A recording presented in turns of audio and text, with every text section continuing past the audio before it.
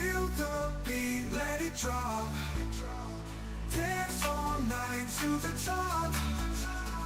Feel the love in the club.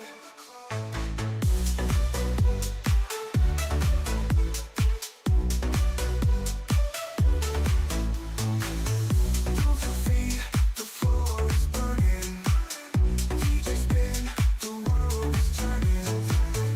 Neon lights, our bodies glowing. Feel the spark, the energy is flowing. Jump up high, reach the skies. Feel the beat, just you and I. Get lost in this euphoria. Together now, this is our story. Dance all night, we won't stop. Feel the beat, let it drop. Dance all night to the top. Feel the love in the club.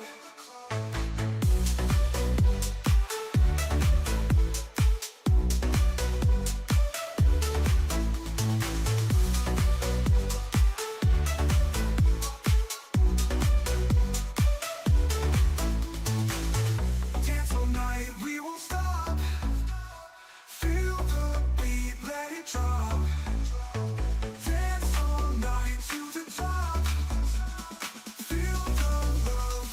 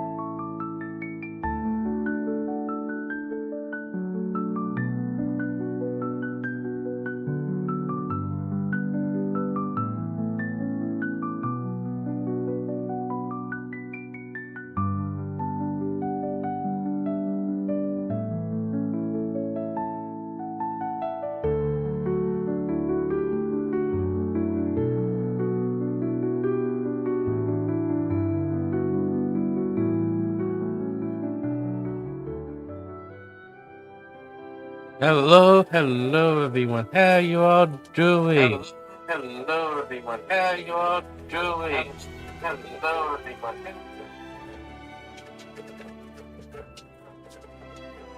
Hello, baby. Hello, DF. I have no clue what happened to our call. And DF, I'm sorry, you made a great mistake. You should right your wrong.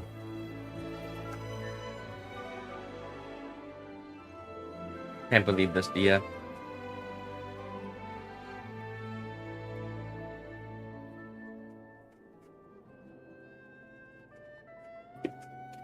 Guess you gotta lose your thigh high privileges. That's like my head.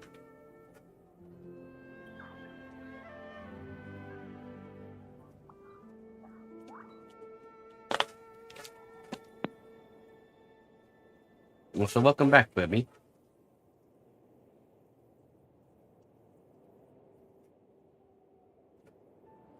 There should not be 2 penguins anymore.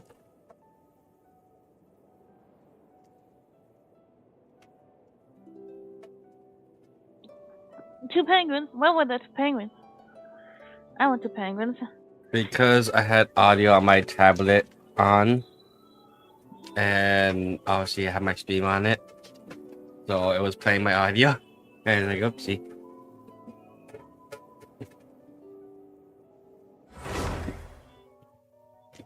Well, then it's time to lose your tight privileges too.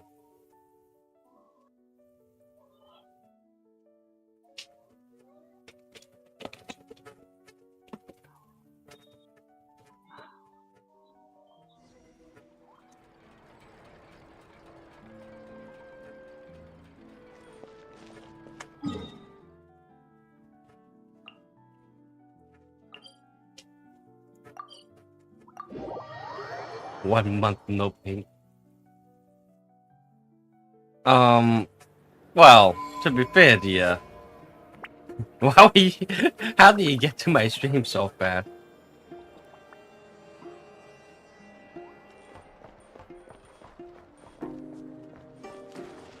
Were you stalking my stream? It wasn't that fast.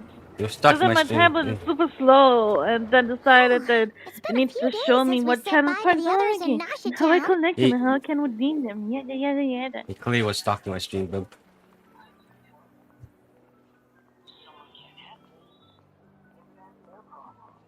That's a yes, 1 month. Still no news about Rarer though. Well, in my mind to make it Where did 2. he slunk off to? If only he was gone for good. But with all the trouble he stirred up before, there's no way we've seen the last of him. Hello, you must be the traveler in Paimon? Mr. Flynn has been looking for you. Unfortunately, there's been a serious wild hunt attack over at the quarry. He thinks it's time to regroup and figure out a plan. The wild hunt? Oh, uh-oh. We better get over there, right away! Come on, let's go! Yeah. A nation that doesn't exist.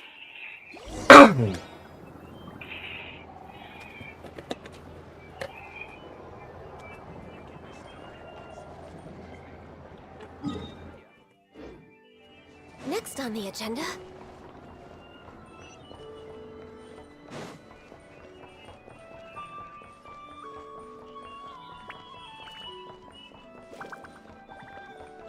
No, but yes, in doing so, you have wronged everyone.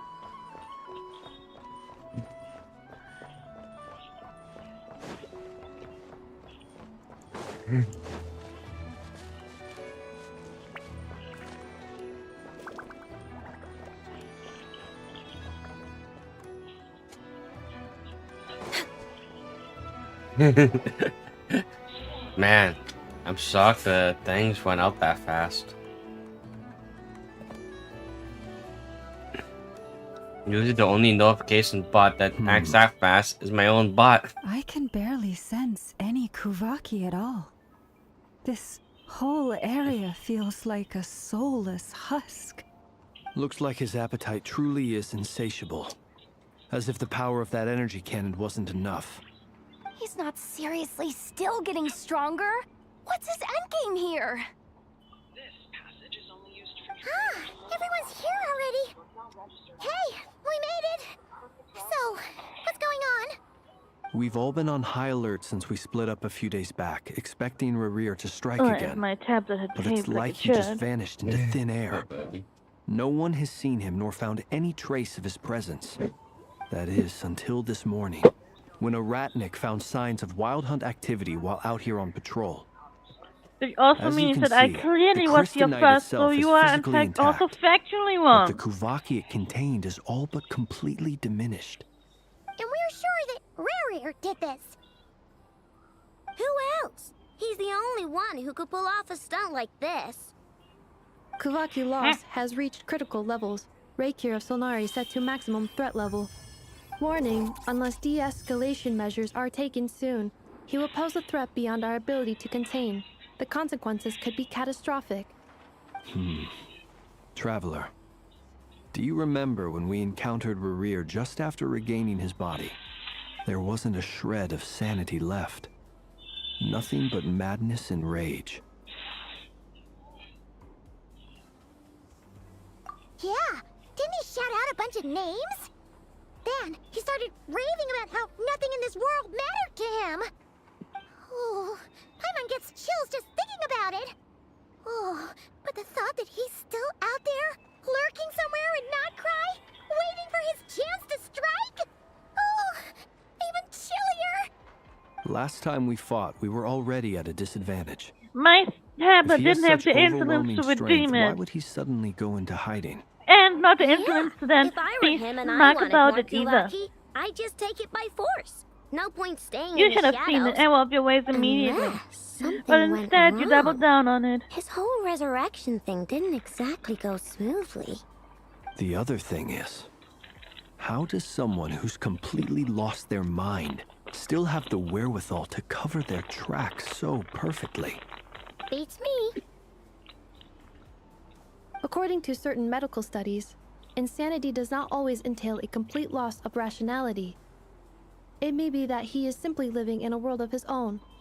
That actually sounds about right. He was ranting away to himself the whole time, like he had zero interest in talking to us. There are many unanswered questions here. He could be right under our noses, and we'd still be in the dark. Besides his name and title, we know little about him. Certainly nothing about his past, or what he might be hoping to achieve. Exactly. And we wouldn't even know where to begin looking.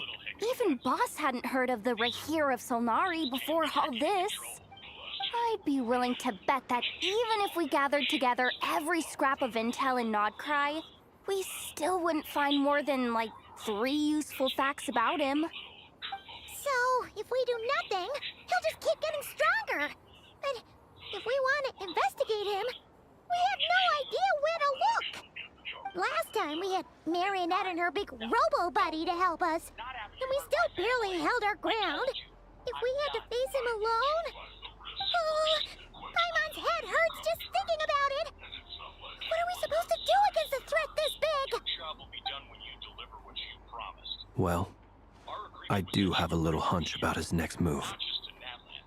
Given that he attacked the quarry, I'd say it's likely he'll target other places rich in Kuvaki. Somewhere like the Eye of Krati, or the Pillar of Embla. One thing's for sure. If we just sit back and let him keep absorbing Kuvaki, we really won't stand a chance against him. A perfectly reasonable hypothesis. However, it is worth noting that these two locations are quite far apart. To investigate them both, we'll need to split up. I agree, we should split up. Right now, Rerir's goal seems to be gathering Kuvaki, not fighting us directly. Once we're done, let's regroup on Hisi Island. Wait, why Hisi Island? If I recall correctly, your largest goddess statue was carved from Kuvaki-rich ore, was it not? That's right. Yes, it could well be a potential target of his. I should head back and start evacuating the pilgrims.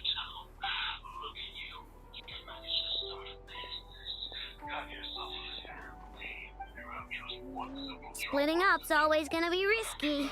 But I guess we don't have much choice, right?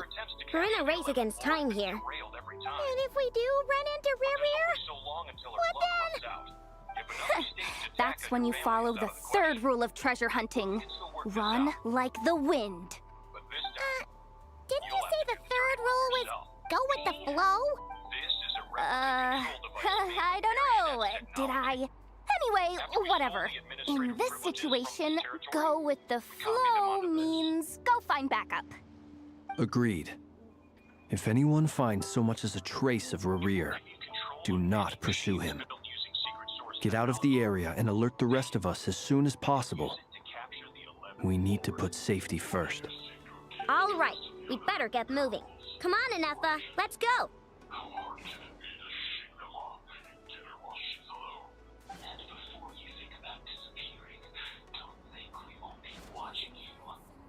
I can't do it. I'm sorry. I can't. I won't do it. She saved my life so many times. It would be the ultimate betrayal. How could I look my daughter in the eyes and act like everything's still okay? So you're gunning for the world's best father now, are you?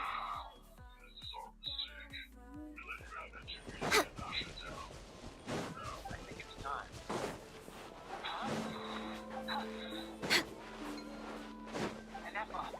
We're way behind schedule.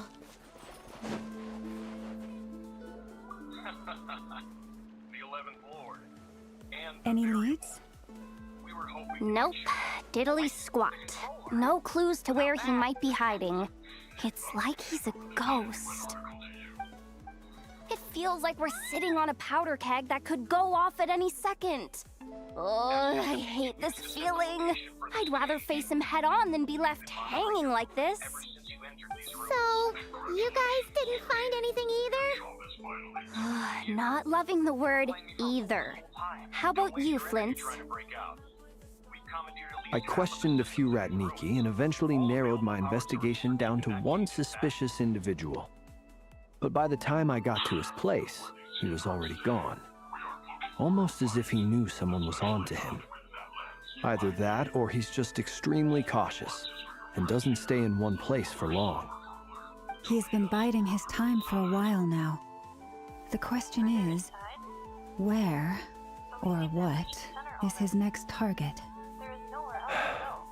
No idea.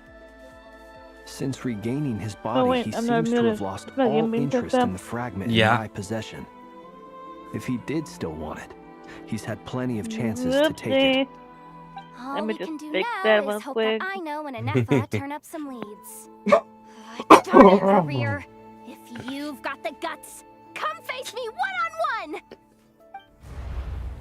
Wait, he's actually here? I didn't mean it! I swear! No, it's coming from Silver Moon Hall. The Lady Kutar might be in danger. Let's get over there, quick!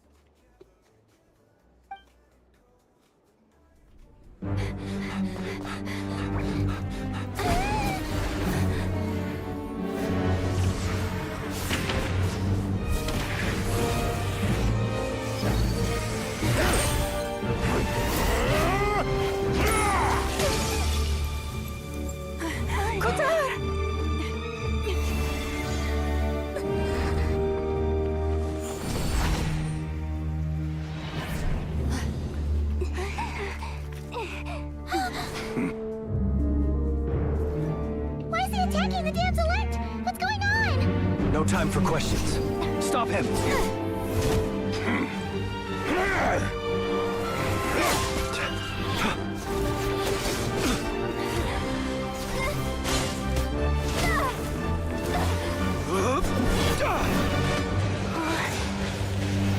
This is insane. Yehuda, get Kutar out of here! On it.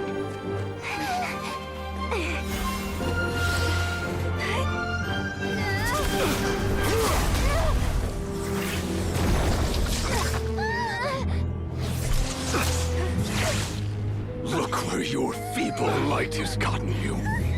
Now you shall plunge into darkness. Thalindus, Soon, I will find a way. Watch out!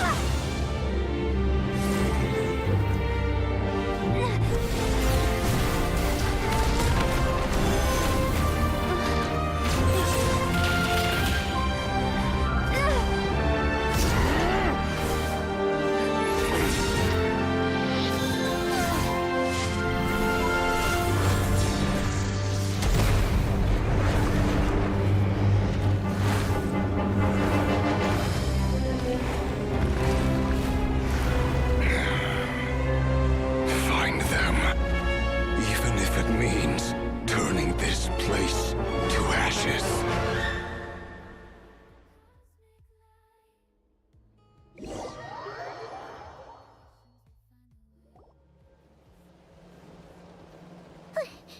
That was too close. We barely made it out of there alive. What's that guy's deal? How'd he get so crazy strong? He's a threat to this entire nation. I doubt his strength could even be measured by conventional standards. I have a question. When me and Anetha showed up, we saw him chasing after this lady like he wanted her dead. What was that all about? We weren't there for the whole thing either. They were already duking it out by the time we arrived. Yeah, we didn't see how it all started. It all escalated so quickly, we had no choice but to step in. Kutar, can you shed any light on the situation? Kutar. Cross-checking database. I see. So you're the one that the Frost Moon Scions refer to as the Moon Goddess? Wait, she's the moon goddess? Oh, no wonder she looks just like all those statues.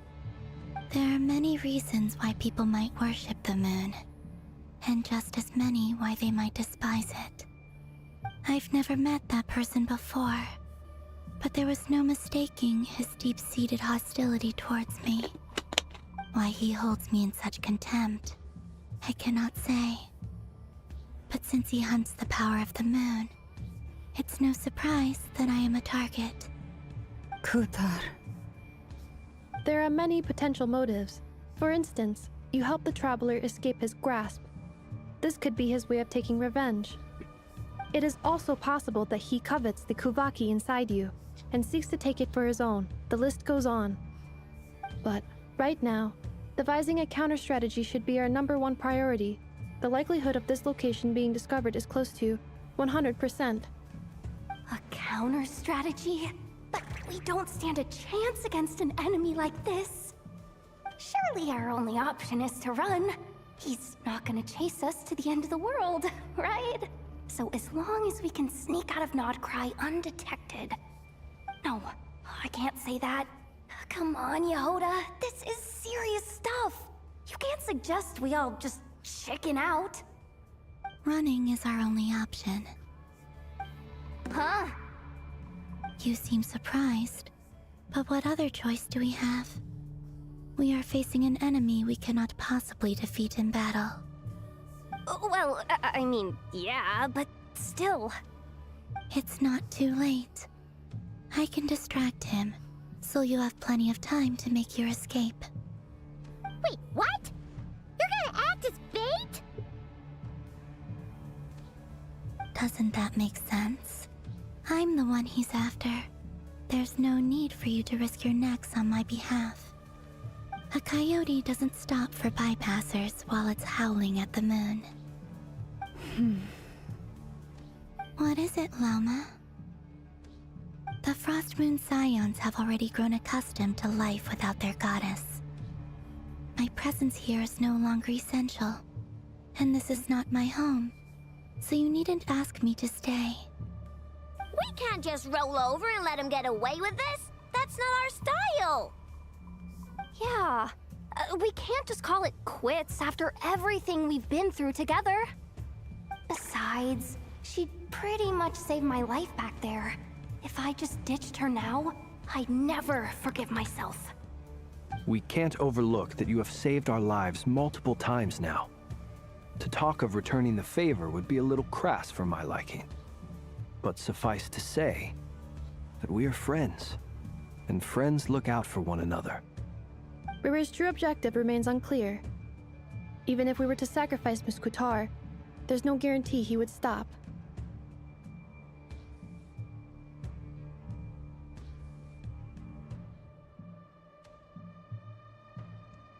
But Kutar, I know why you left the Frost Moon Scions so long ago.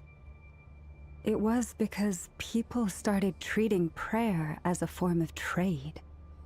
They would make self-centered wishes, force you to accept meaningless offerings in return, and then expect you to perform miracles for them, as if that were their entitlement.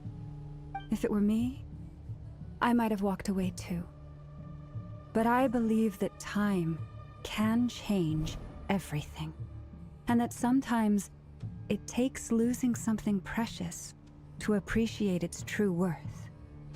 After much reflection, I've realized that this was never about whether the Frost Moon Scions need you. Any relationship based on need is purely transactional.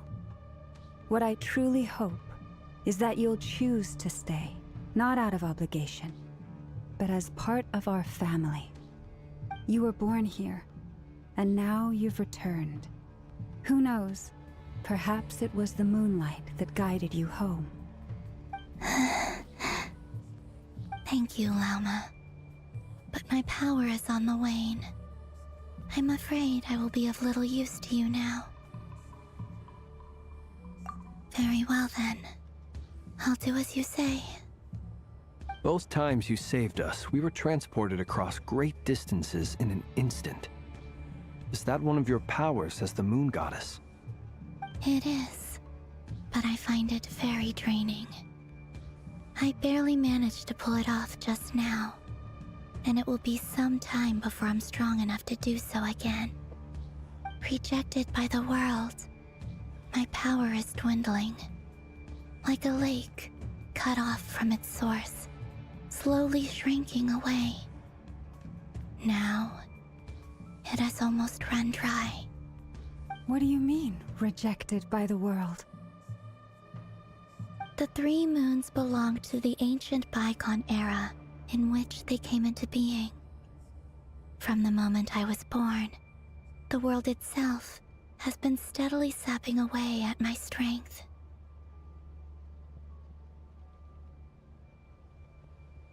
The 3 moons are not one and the same. As the goddess of the Frost Moon, I cannot wield the powers of the other 2. Yet moonlight has a way of blending together. Each can reflect the other's glow. So when our fingers touched, I was able to restore my strength by drawing Kuvaki from the eternal moon's marrow. But this method of recovery is painfully slow. If only we could find the...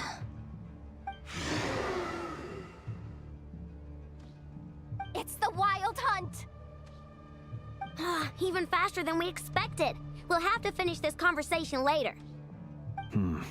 See how those Wild Hunt creatures are running away from us. They're likely just a scouting party, which means Rerir won't be far behind. Then what are we waiting for? Let's get the heck out of here!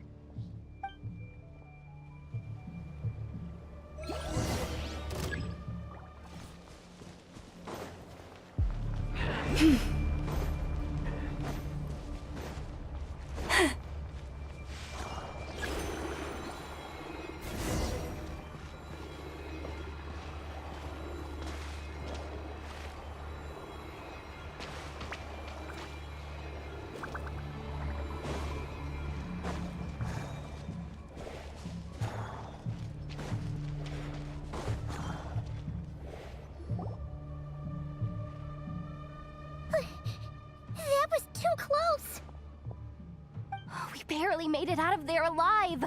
What's that guy's deal? How'd he get so crazy strong?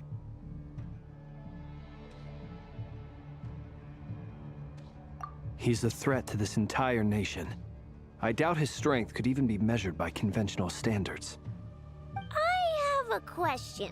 When me and Anetha showed up, we saw him chasing after this lady like he wanted. We weren't. Yeah, we didn't see how it all started. Kutar, can you shed any... Kutar. Cross-checking database. Wait, she's the moon? There are many. I've never. Why he hope. Kutar. There are many, it is also, but, right? A counter strategy? But we don't stand a chance against. Surely our. No. Running is. Huh? You seem surprised. Well, It's not too late. Hey, Soil. Hi, So you hi. have plenty Premium of time. penguins. Doesn't Hey, that premium penguins. Wait. coyote? What is it? The frost moon. We can't just. yeah. Besides, Premium penguin. pretty much saved my life. For Don't- like uh, eating? If I just ditched On your him at birthday. home, I'd never. Me? We can't No, overlook no, don't that eat you me. have saved our Don't eat lives me. multiple times now. River's true objective remains unclear. I didn't like Even the, if we were to the sacrifice wagyu Mr. of Tar, the penguin. There's no guarantee he would stop. But Also, Kutar. Supreme Boob. Yes, the I Supreme know Booby. they would make self-centered wishes. But hello, Soil. How If it you were me, doing? I might have walked away too. But I believe that I don't know time what happened, but can change it everything. After much any Um, relation, you were born. it reverted the Thank you, story Mama. somehow. but my power is on the wane. Very well. Both times you It saved us. It Mm-hmm. reverted the is story. rejected. by Yeah, the it was like world. run away from this, and then when I ran away, The three moons and then belong- the three reset moons back each to the moon that previous put this scene. It's the wild hunt. Even faster than we expected. See how those wild hunt creatures are. So you're Then gonna what run are we away waiting? again? Gotta do it again. Yeah. Maybe you failed the first time and that's why it's pretty bad. Protect Am I us supposed to actually kill them? for the everlasting forest. Observe. Beware the creatures of the night. Well, that's what I'm going to do now. Just keep coming. This is driving me nuts. The rear's closing in on us. We need to pick up the pace. There's too many of them. And this time, we can't fall back on Guitar's house to escape. If this goes on much longer. Perilous land. The night cometh. Be silent. To dust.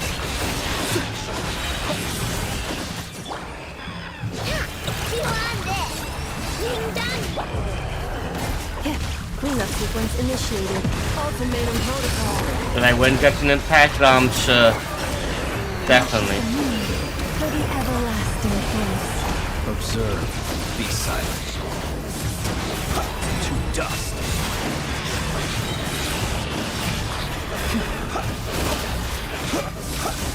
Beware the creatures of the night. With one heart, we pray.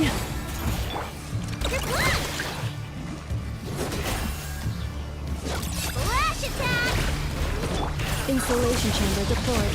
Preparing for duck For the everlasting forest.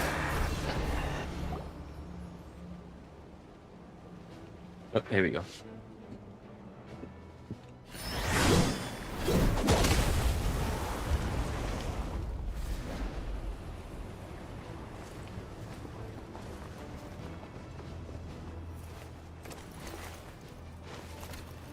Why? Look who it is.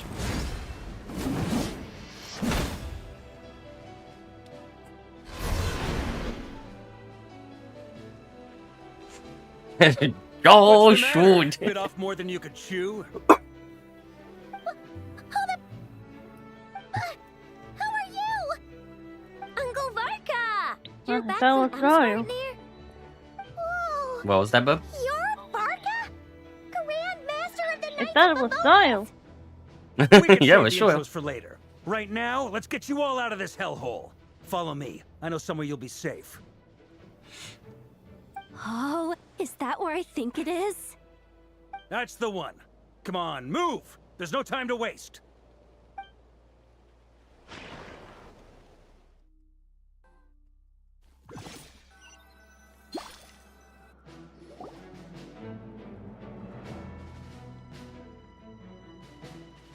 Wow!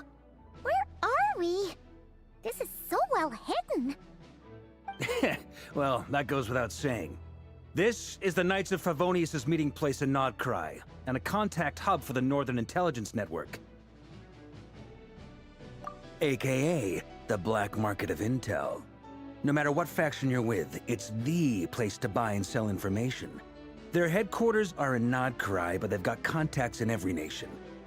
As an expeditionary force on foreign soil, working with them has offered us the most effective way of getting our hands on reliable local intel. This is where we meet, so naturally, it's secure. Anyway, where were we? Folks from Nodcry should be pretty familiar with me by now, but I believe this is the first time we've met. Allow me to introduce myself. I am Varka, Knight of Boreas, and Grand Master of the Knights of Favonius. We've heard all about you. This meeting's been a long time coming. You look way younger than Paimon expected, but you definitely have that Grand Master vibe. Well, I'm no spring chicken. Just not showing my age yet. Definitely feeling some of that back pain today, though. Rushed back from Amsfartnir without a wink of sleep, only to get right into another fight with that freshly revived maniac. Another? You mean you fought him before? Yep. He wasn't nearly as strong back then, but he was still a formidable foe. I brought some of the knights along to give him a little surprise, but he saw us coming from a mile off. My squad took heavy injuries, and I barely made it out alive myself. We knew it might have been our last chance, so we staked everything on it. But still, it wasn't enough to stop him. I tried tracking him down afterwards, but he didn't leave a trace. Even in his unhinged mental state, he's as cautious as any trained operative. So, I decided to come find you. And as luck would have it, turned up to find you being ambushed by the Wild Hunt. The rest, you already know. Is that why he's been frantically absorbing Kuvaki these past few days? Because he sees you as a threat? Maybe I'm part of the equation, but even if I weren't, I'm sure he'd still be gathering power. He's clearly working up towards something. Note to self, Uncle Varka's strength rating officially upgraded. Guess it's my turn to ask questions now. So, what exactly has been happening in Nodcry? Why is the Wild Hunt returned in humanoid form? And why is it after you? That's a long story, but I'll try to make it quick.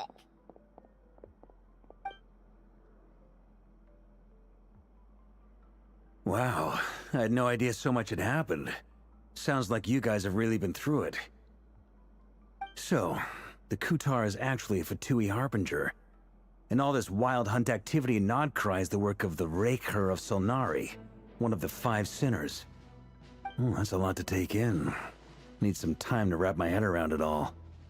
I'm truly sorry, Mr. Varka. You stood with us against the Wild Hunt, and did everything you could to stop it from escalating into a full-blown catastrophe. And then, the one time you're away, it all comes to a head and all your hard work gets undone. You've got nothing to apologize for, Miss Moonchanter. You can plan 100 steps ahead and still slip up. That's just life. No one knows what tomorrow holds. You can't predict which way the wind will blow next. And, to be perfectly honest, I can't say I'm surprised. For all the times we've defeated the Wild Hunt in the past, we've never been able to completely wipe it out. Turns out, we were just delaying the inevitable. But now that a new variable has come into play, fate may well take a different course. A new variable? You mean us? Who else? And in a strange way, I think his resurgence might not be an entirely bad thing. The Wild Hunt is like an unrelenting force of nature, but Rarir is an individual with an agenda. He's gotta have a weak spot somewhere. That said, while Ino was explaining everything just now, some of the points that Mr. Flint's added caught my attention. You mean about our mystery ally? That's right. From what you've said, not only did they lead you straight to some key files, they also shielded Hisi Island from a lethal Kuvaki blast. I don't know who or what could pull something like that off. Heck, even Miss Columbina doesn't have a clue. I hadn't heard the story about those files. Would you mind repeating their titles for me? Wild Hunt Phenomena Log, a Nodcrian Ratnik's Field Journal, and Kuvaki Survey Log. Oh. No, still doesn't ring a bell. Another dead end. Guess all we can do now is hope that our mystery ally keeps showing up when we most need them. Still, it's safest to assume they won't be intervening again. From here on out, we'll have to resolve this crisis by ourselves. Your intel also explains something else I've been wondering about. The reason I led my team to Amsfartnir was because we'd had reports about a possible source of the Wild Hunt showing up there. But once we looked into it, it turned out to be a red herring. I don't know who was behind it, but clearly, it served its purpose. I doubt it's by chance that he happened to make his comeback while my attention was diverted. And from everything you told me, it sounds like his scheming began well before his return. So maybe luring me away was all a part of his plan. But is it even possible that he orchestrated all of this by himself? The Moon Maiden and the Raker of Solnari. Nodcry of all places. The way everything is unfolding, it can't be a coincidence. So, what do we do now? Got any ideas? Right now, we've got at least 3 things to consider. Let's go through them one by one. First, we need to figure out how to take down Rarir. If we can't beat him in a straight-up fight, the rest won't even matter. To my knowledge, the bulk of Nodcry's fighting force is already gathered here. But even with everyone united, we're still no match for Rarir in his current state, let alone with his power still growing. What if there was a way to tap into a new power of our own? How so? Have you thought of something, Columbina? 3 moons once watched over this world. The Eternal Moon was the largest. The Frost Moon was the brightest. And the Iridescent Moon was the most mysterious. They say that back then, the 3 moon goddesses wielded immense power. Enough to shape the workings of the world itself. I now bear the Frost Moon's power, and the Eternal Moon's marrow resides within the Traveler. Hold on. Are you suggesting? The Iridescent Moon, the last piece in the puzzle. That's right. If we can find the Iridescent Moon's marrow, I will be able to regain my strength much more quickly. The 3 moons are said to stir the tides and illuminate all things. Perhaps they hold further secrets beyond our understanding. According to my analysis, the solution is feasible. However, it is subject to one major condition. How do we locate the Iridescent Moon's marrow? I know a way, but we will need to visit the Fatui's Experimental Design Bureau.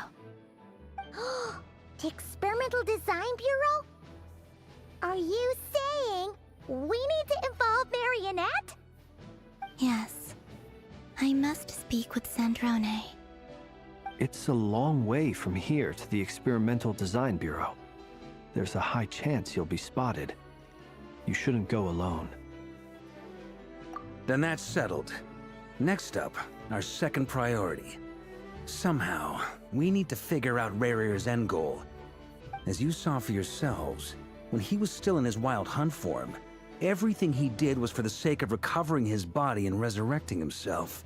His first act since then, after laying low for a while, was to try and assassinate this young lady. People's obsessions often reveal their greatest vulnerabilities. There must be a reason why he despises the moon so deeply. Perhaps it sheds some light on his title, the Raker of Solnari. The Wild Hunt has plagued Notcry for centuries now. If we want to stop it for good, we have to get to the root cause of what's driving it. It's true. We still know very little about him.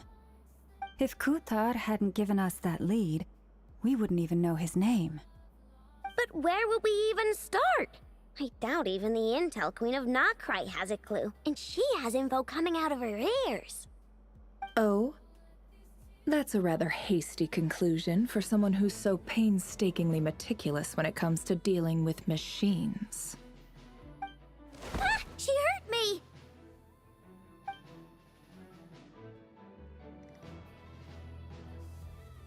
Boss! What are you doing here? I'm now asking myself the same question. I received a letter from a humble knight of Favonius, requesting a meeting to discuss a major business deal. But it looks like this humble knight had something else in mind.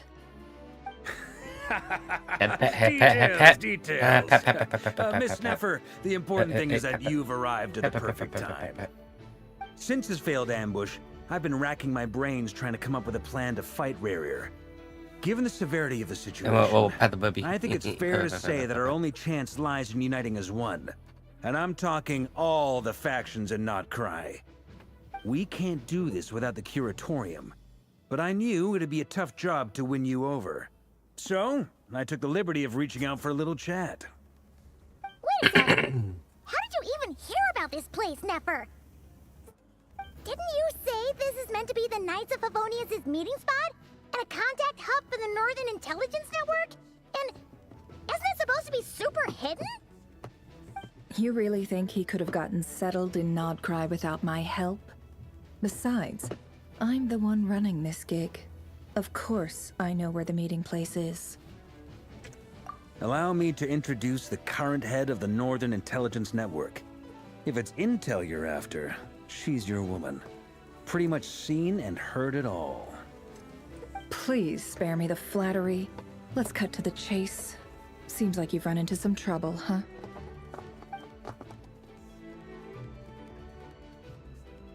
Well, this certainly qualifies as an unforeseen crisis. On behalf of the Curatorium of Secrets, I wish you all the best of luck. So you're just going to sit this one out? Why should I get involved? What could possibly be in it for me? What if we told you we can't do this without you? Oh? Then I'd say you'd better make it worth my while. I don't work for free. I can't put a price on something like this. It's just not in my nature. But then again, you and I have always been polar opposites in this regard. So I can't exactly say I didn't see this coming. If you insist on compensation, I will pay you. Consider this a formal commission. Sound fair? You just don't give up, do you? Too bad. I know you well enough to know you can't afford my prices. The riskier the job, the more it'll cost. And a Moonchanter's stipend isn't exactly generous. Unless you're planning to start passing the donation box around among the faithful. Boss, just a thought. If they come up short, maybe you can take the difference out of my next few paychecks. Things got really dangerous during the fight with Rarier. If this girl hadn't saved me, I'd be ley line fodder by now. I'd be gone for good, boss. If there's any way we can make this work, I'd really like to help her. Please? I'm begging you. This is why I'm always telling you never accept favors. They are the hardest debts to repay. You have to be careful who you get involved with, or you invite all kinds of misfortune. Very well, Yehoda, I will help. But just this once. Don't count on this happening again. Flynn's, that fragment that Rarier was after, do you still have it on you? Of course. Let me borrow it. I need it to follow up on some leads. Wait, you actually have some leads? Shh. This is top secret information. I get it. We all have things we'd rather keep to ourselves.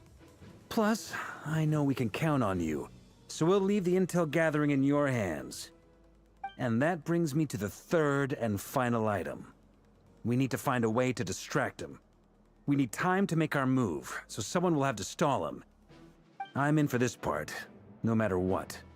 Anyone coming with? Count me in too. Come off it, you two. Quit playing heroes. I'm way ahead of you here. Nefa did a scan of the Moon Goddess's Kuvaki signature, and we're gonna use it to make some decoys over at the Kramkake craft shop. Anyone who's in, follow me. Once they're ready, we'll deploy the decoys across Nagcry. So as long as the rest of you keep moving, he won't catch on to your scent and won't be able to track you down. I like it. Genius idea. No biggie. All right then, we'll split into 3 teams. Once your team has finished their mission, return here and wait for the others. Dismissed!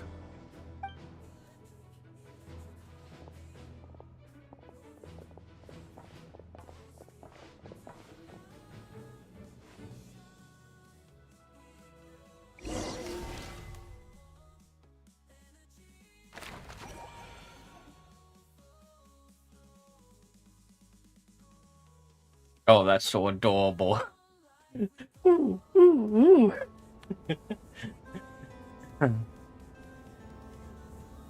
Lady Damselat. What a cute little loading screen thingy. And you two. What are you doing at the Kuvaki Experimental Design Bureau? We've been doing our best to mind our own business lately. But if you're just gonna waltz up here like this, you're seriously pressing your luck. Don't blame us for doing what we have to. Huh. You really think that's gonna scare us off? We're not looking for any trouble. I just want to see Zandrone. Do I need to remind you that you're still a wanted fugitive for deserting us? Out of consideration for our former ties and the crisis we're all up against, we'll let you leave in one piece. But don't even think about trying to get inside. Let them in. But... Are you going to make me repeat that? No, my lady. Zandrone seems to be in a good mood. Must be maintenance day.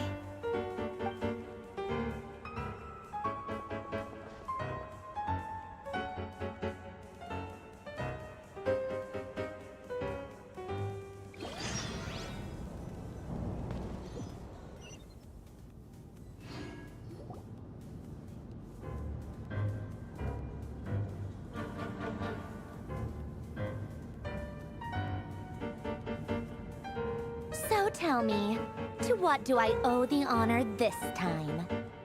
Actually, before you answer that, just so we're clear, we're not colleagues anymore, Columbina. I don't owe you anything. I promise it's nothing big. It seems like you've gotten the wrong idea here. The only reason I let you in was because I was bored. It seemed like a way to kill some time and satisfy my own curiosity. Whatever miscalculations I may or may not have made in the past, I haven't lost the plot enough to even consider sticking my neck out for your sakes. I'd like to speak with Arlecchino. What? Huh? You mean the knave? I'd like to speak with Arlecchino. Is she in Nodcry? No, she's not. Once the work on this facility was completed, she went back with the Rooster and Regrator. The only ones in Nodcry are me and... What is it you need to speak to her about anyway? Rerir is hunting me. If I'm going to face him, I must first retrieve the lost moon.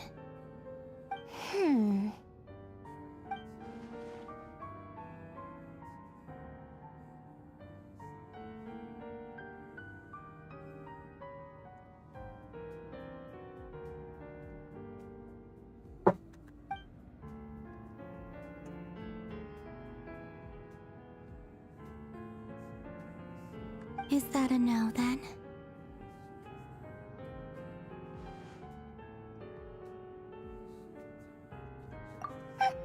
As if I need reminding. I was this close to settling things with him before someone decided to whisk me away to their weird little garden.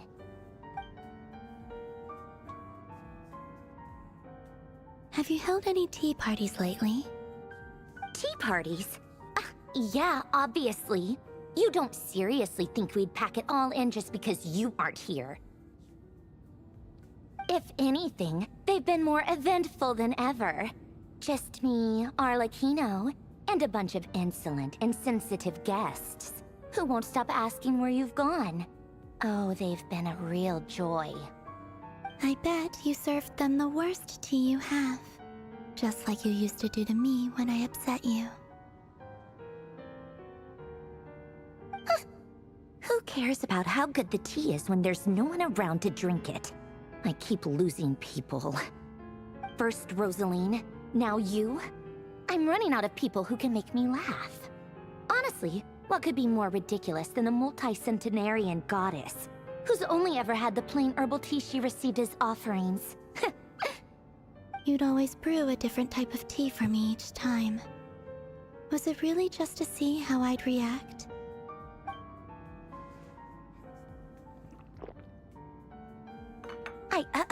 Well, duh. Why else? Watching you squirm was practically my only form of entertainment.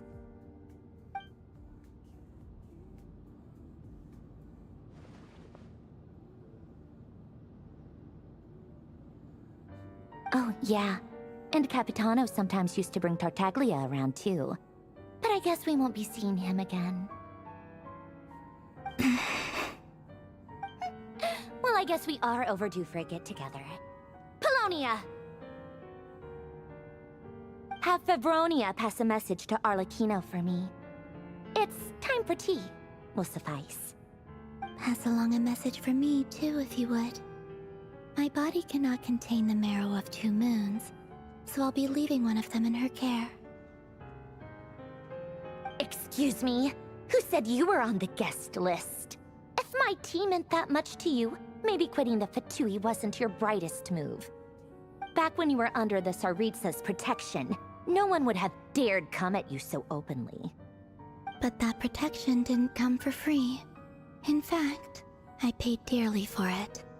At the end of the day, it was just another transaction. I just got tired, that's all. I never wanted any part in their grand ambitions, and I've had enough of being treated like a bottomless supply of power. It brings back memories from the old days, when I was still worshipped as the moon goddess. Centuries on, it may be a different group of people, but I see the same greed in their eyes. I figured you'd leave eventually. You didn't have as much of a reason to stay as I do. The Tsaritsa gave you shelter and protection, but that was it. Nothing more, nothing less. Meanwhile, the Fatui demanded everything from you in return, until it was more than you could bear. I get why you left. And frankly, I have no interest in dragging you back just because the higher-ups told me to.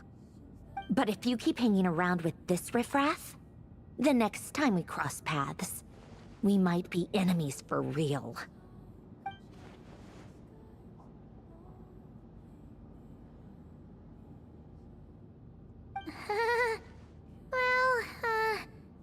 Guess that's our cue to leave. That might be your plan. But it sounds like someone else wants you to stay a little longer. Huh? What do you mean? See for yourselves.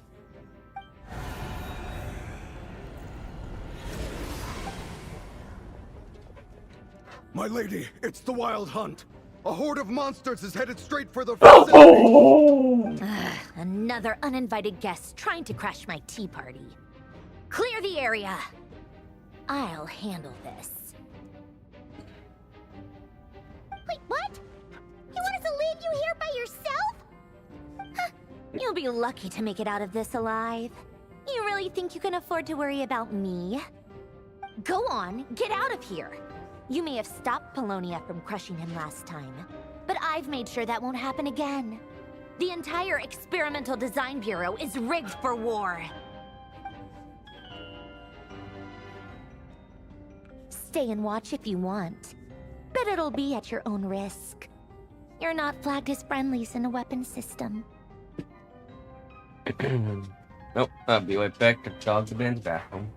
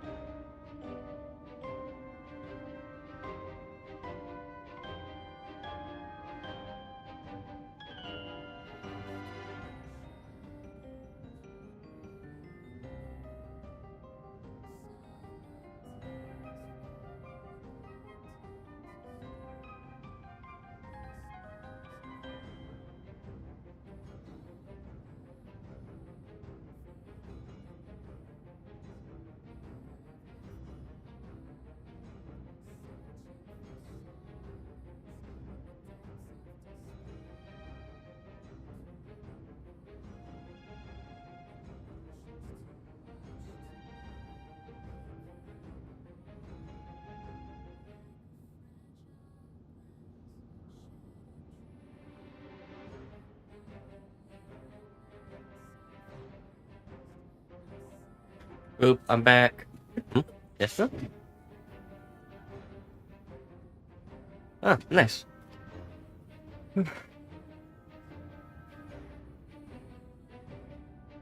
Oh, what is it?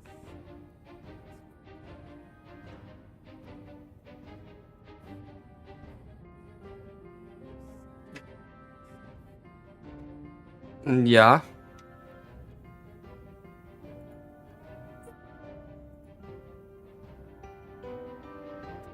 Oh. I see.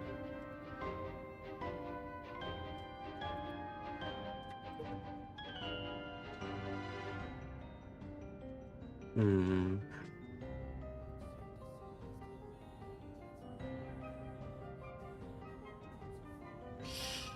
I would say go for it. It's worth the risk. It's worth the risk. It's worth the risk.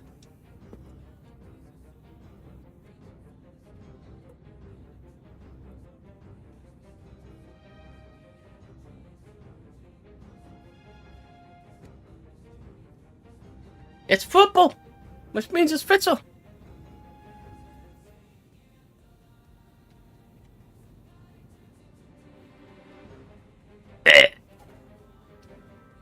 They said ether for a second. It's like ether. I didn't know you could get the traveler.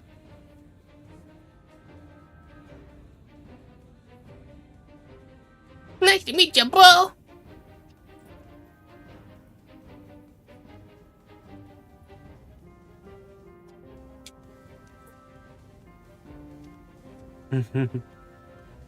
Quack, quack.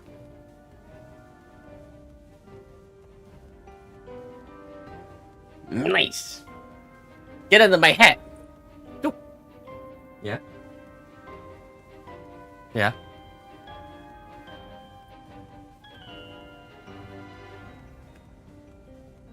Yeah, what the?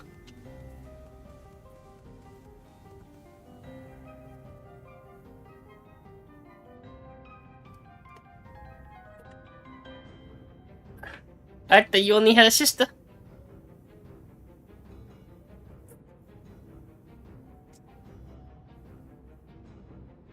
If you do, your mother has a lot to explain.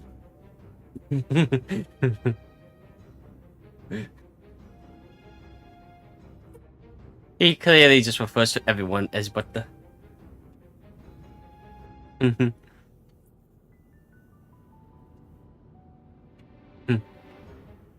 Anyway, okay.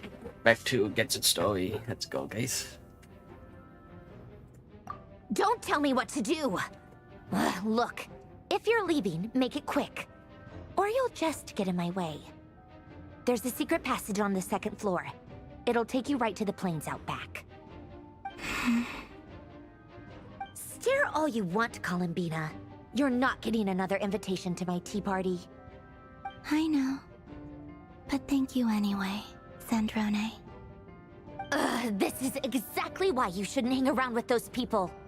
All their melodrama and sentimental nonsense is rubbing off on you.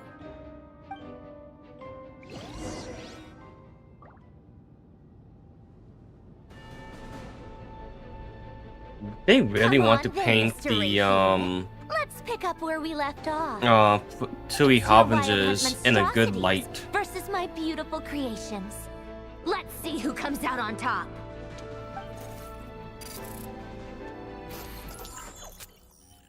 I said they want to paint the Fatui Harbingers in a good light.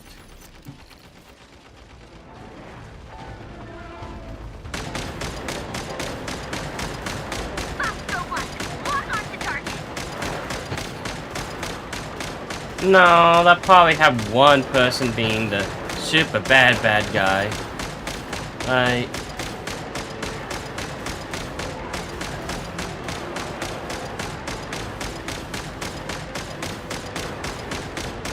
I can't exactly hear you. I'm in the middle of a thing.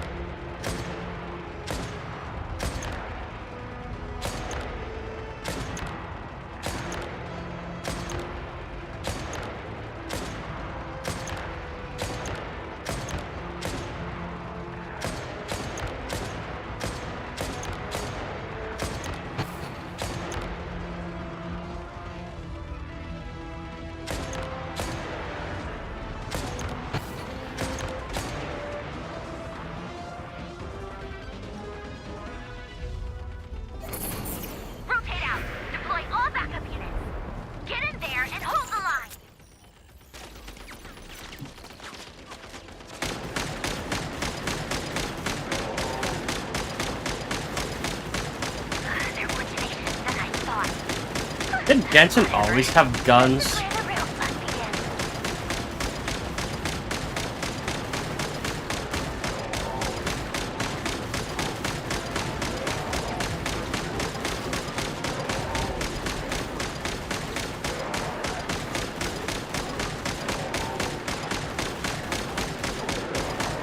Don't worry. Once this is over, I'll put you all back together again. I promise.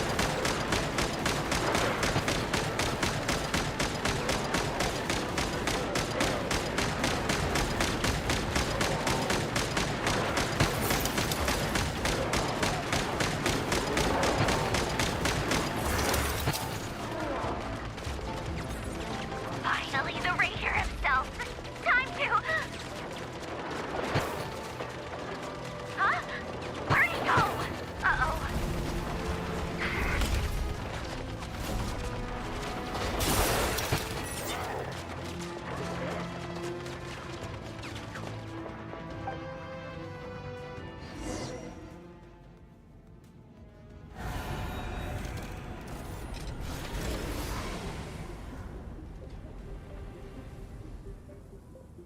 Fontaine has guns.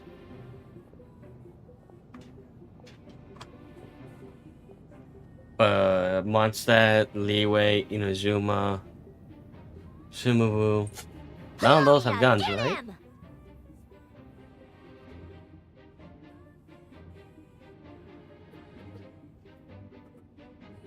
I've upgraded Polonia again since our last encounter, and uploaded every last scrap of your data. So let's finish this once and for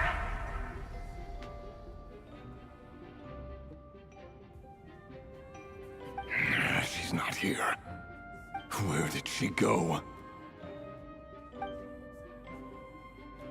Hey!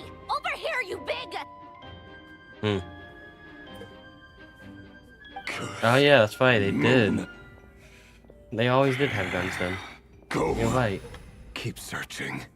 She cannot have gotten far.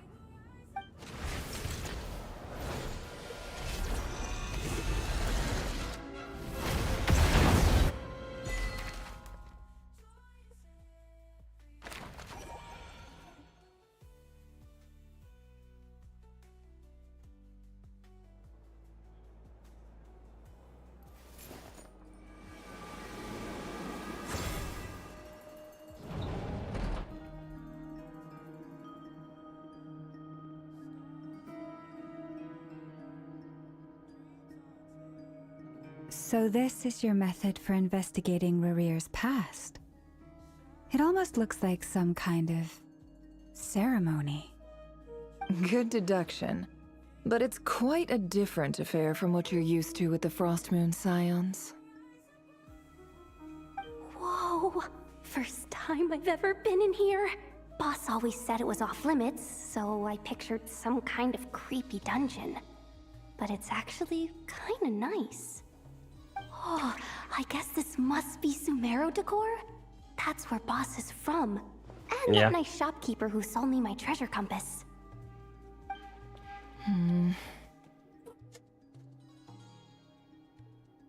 I'm not sure exactly what you've got planned, Well, but it looks like you're all set.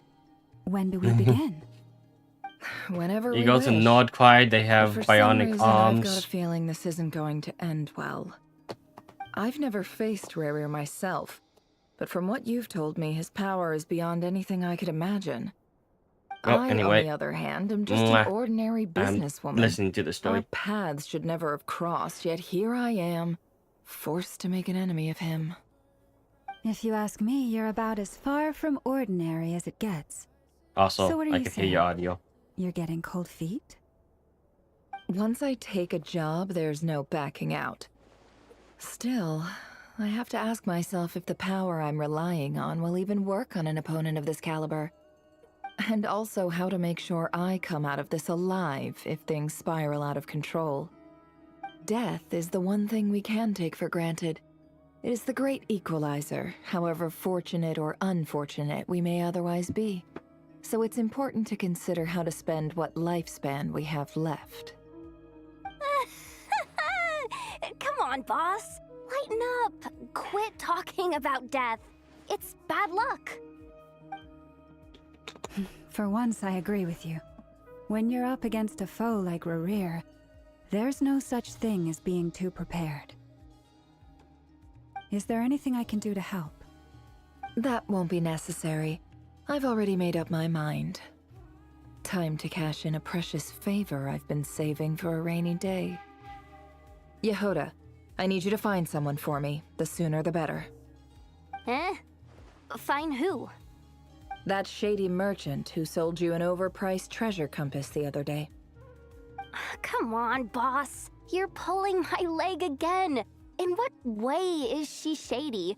She showed up when I was completely lost and sold me a neat little gadget that was exactly what I needed. Trust me, she's a good person. Anyway, I know who you're talking about. Don't go anywhere. I'll be right back.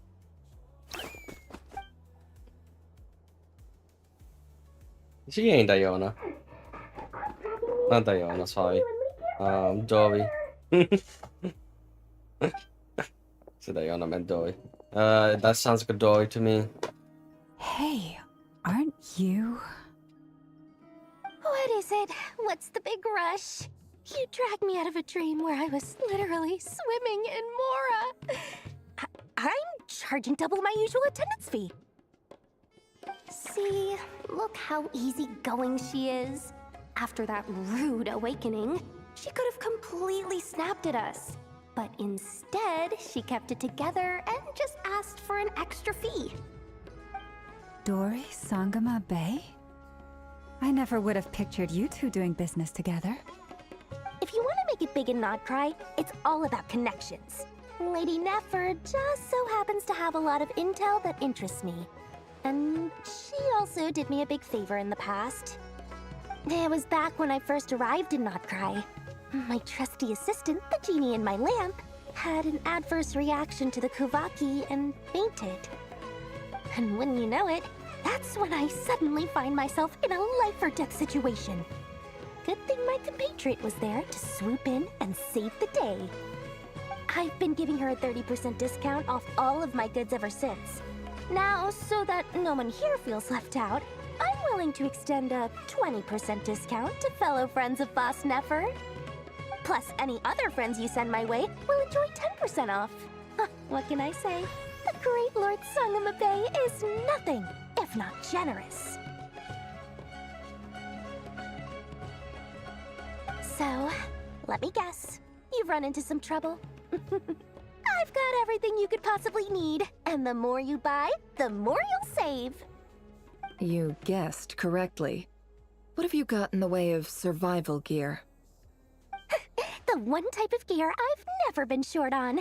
What are you looking for? A jetpack fresh from the Academia's labs? An ancient suit of armor dredged up from the bottom of the sea? At the very least, I need to know what kind of opponent you're dealing with here. If even you're worried about staying alive, it must be pretty serious. What if I told you it's someone with the power to bring a nation to its knees? Is that so? Then we really are talking top-shelf treasures. I don't have anything like that in stock right now. I'll have to ask my supplier. Your supplier? A powerful woman, make no mistake.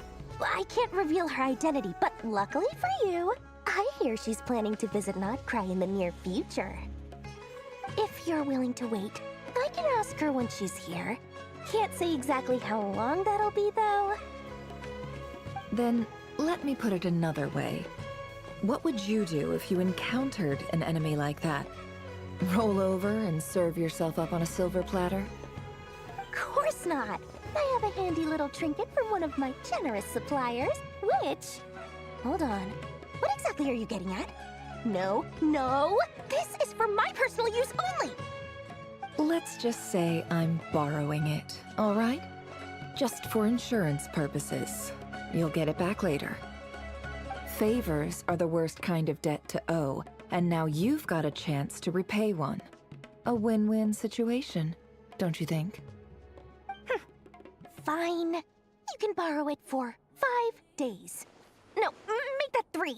And for every extra hour after that, I'm charging you 1 million mora. Deal? Deal.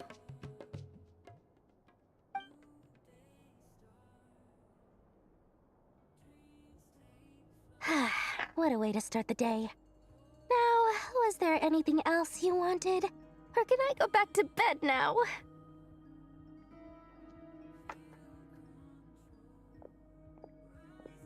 That will be all. Take care now. Don't trip up on your way back, friend. See you later! You're my favorite shopkeeper.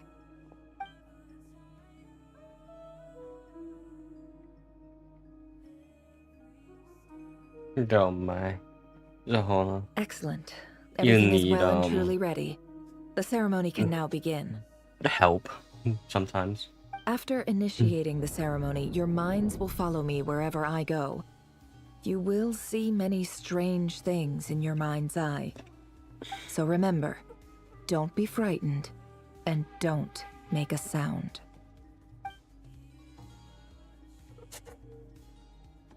Now then, let us peer into the Raker of Solnari's past.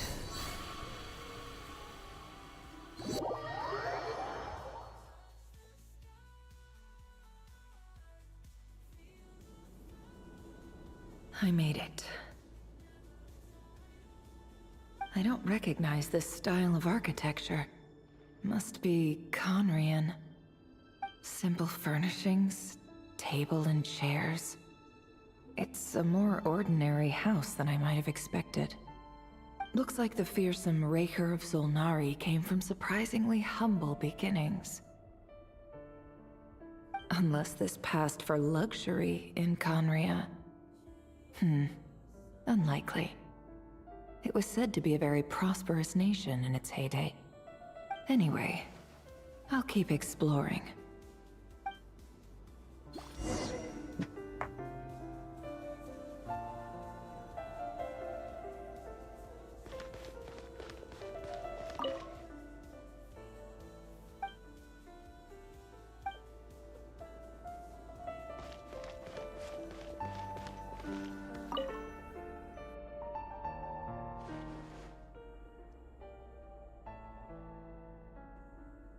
Hi, Rivier.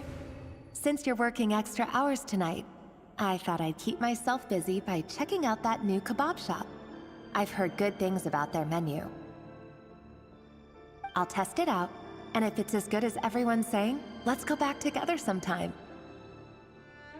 P.S. New stash from the Universitas Magistrorum. I brought some goodies home. A few teacups and a pin rack. Hope you like them. They didn't sign their name, but they must have been close. Sounds like they were living together.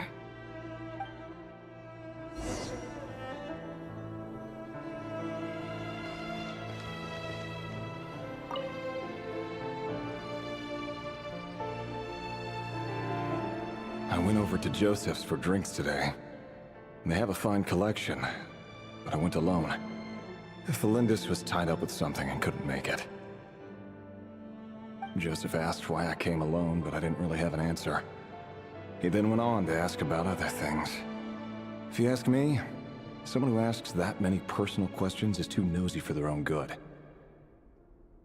But if he invites me again, chances are I'd still go. Felindis. That's the same name Rerir mentioned. Crane imports keep falling. If things don't pick up, we'll soon be back to meat and mushrooms only. Honestly, I'm not a huge fan of that new type of mushroom everyone's been into lately.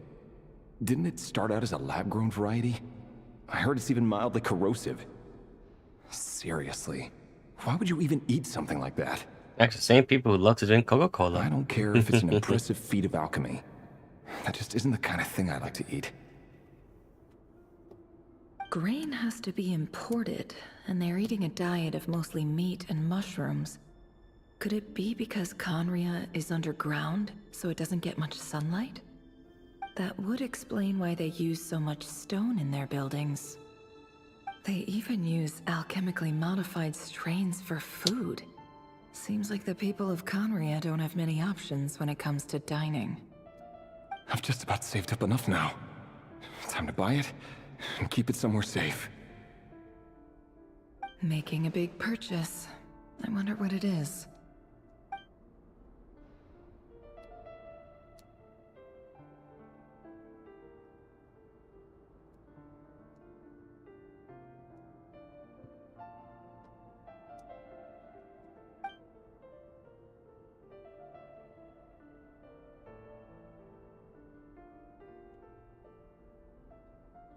He really is a professional.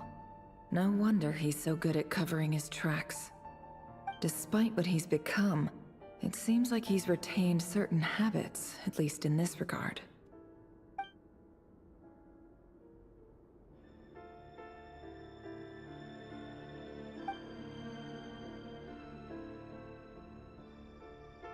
Did Rary rip it out himself?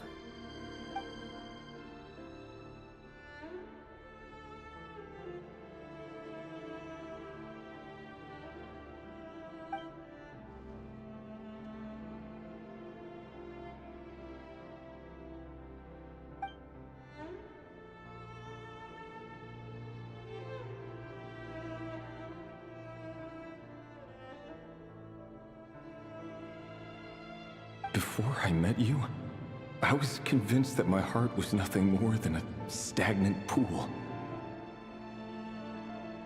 The burial place of a fallen moon. A withered, windless grove where the waters rested forever unrippled.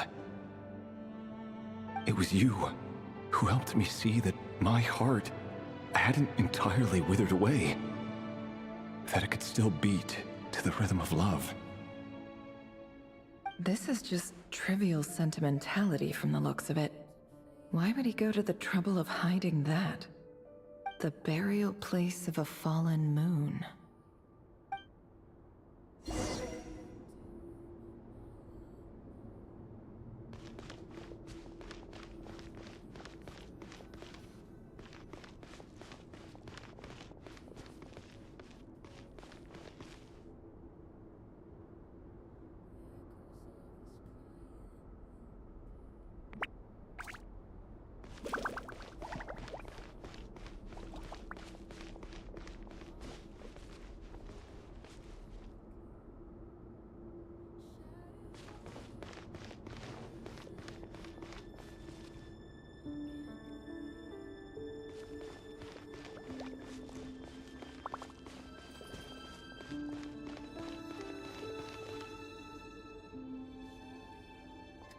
Revere, over here. Dane! Oh, and, Vedalfin here? What a surprise to see you here, sir. Hello there, Revere. You need not address me so formally outside of court. He doesn't get that much free time, so I invited him over for a drink. Even the court prophet deserves a break every now and then, right? Well, I'm flattered. So, what are we discussing today? Hey, don't look at me. As far as I see it, we don't need an excuse to have a few drinks. Come on, don't give us that. Didn't you say you were about to pop the big question? How's that coming along? Who'd have thought the great Twilight Sword was an even greater gossip? I just didn't expect you to be the first one to settle down and get married, that's all. Yeah. If you told me that a few years ago, I wouldn't have believed you either. So, are you planning to come clean about your job then? I'm guessing you still haven't told her. Sure, I'll have to tell her at some point. But I'll need to pick the right time and place. To be honest, I have no idea how she'll take it. Come on, stop being such a pessimist. For all you know, she could be thrilled. I bet she'll be much more impressed by your actual job than the one she thinks you're doing now. A member of the King's Guard. Quite the cover story. Does the king himself even know? Of course he does. Anyway, enough about me. How have you been? Me? Same old, nothing much to... Huh? What's up, Ved? It's nothing. Vedifulnir, Daneslif's elder brother. Renowned throughout the court of Conria as the Visionary, and said to possess a wisdom far beyond the reach of any ordinary man. And yet, despite the gulf between us, he seems to have something to say about me. Does he even know me? Does he see me as a friend of his brother, or Oh shit! I just never another force of the closed Vinster King's Discord. blades? I heard a Why did he thing. react so strongly? Damn it! Was it really to do with what we were talking about? Brown, curly hair and brooding blue eyes. So this is what Rerir looked like back in the day. Perfectly normal. No different from anyone else. As frightening as this monster is in the present, there's something even more unsettling about seeing the human he used to be.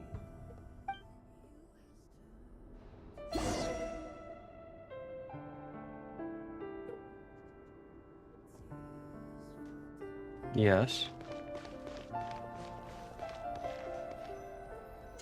In a bit.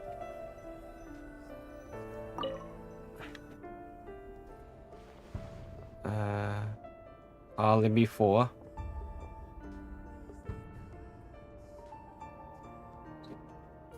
Most likely. Thelindis? You're back early? Our equipment's being serviced today, so I got off earlier than usual. How's your day been? Aw, why the long face? Is something the matter? Has your boss been giving you a hard time again? Yeah. Went for a drink with Dane and the others after work. Isn't that a good thing? I want Cody Fleisch though.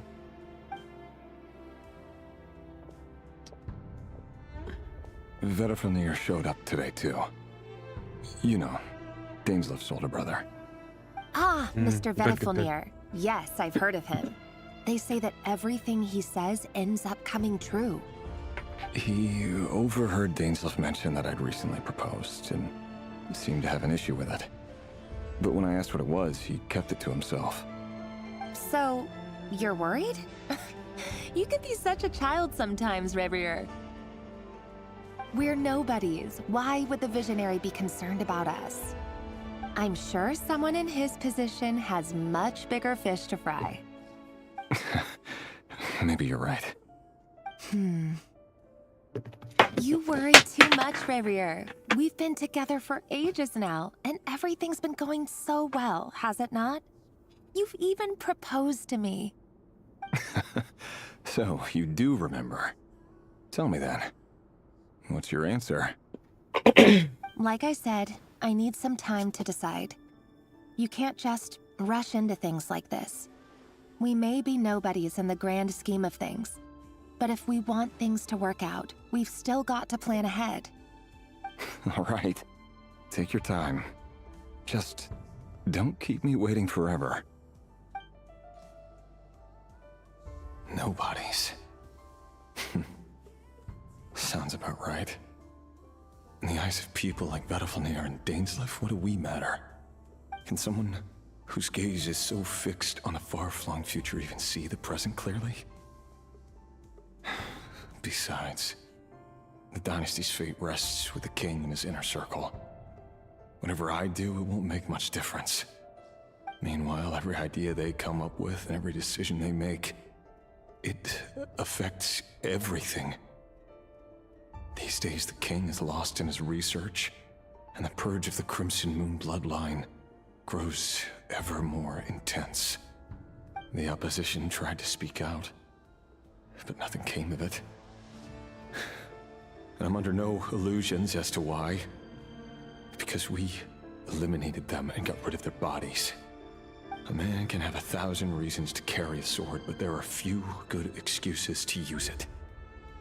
Yet the king has never even considered a gentler approach, and he never will. What becomes of someone who kills on another's behalf? Can he ever find true peace?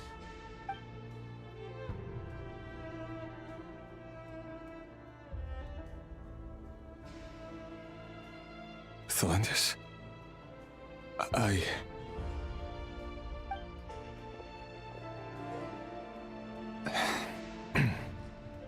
It's nothing. You were right.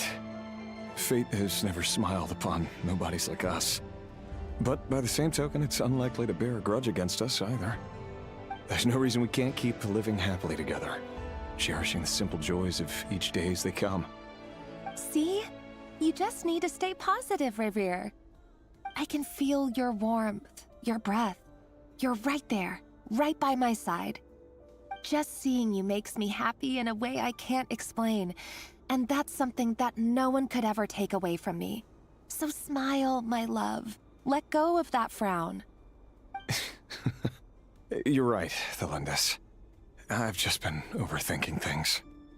That's better. Getting caught up about things like this will only ruin our evening. Speaking of which, all set for the ball tonight? I need to go get ready. You go ahead. I just have a few things to take care of, then I'll come join you. Even busier than the big shots, huh? Fine, I'll go get started. But don't be late. If you keep me waiting too long, I won't be a happy bunny. Relax. I'll be there. Seriously, though, you drive a hard bargain. You're really gonna leave my proposal hanging and still expect me to take you to the ball? Well, that goes without saying. I already told everyone I'd be coming with a dance partner. Besides, they're two completely different things. Let's take it one thing at a time, all right? All right. White outfit it is. It seems like Rere was deliberately hiding his ties to the intelligence services by giving the impression that he was just an ordinary member of the Venster King's Guard. He clearly doesn't want his would-be fiancée to know about his other life. Then again, that's hardly surprising. People in the intelligence trade rarely do. Who'd have thought we were in the same line of work? Let's dig a little deeper.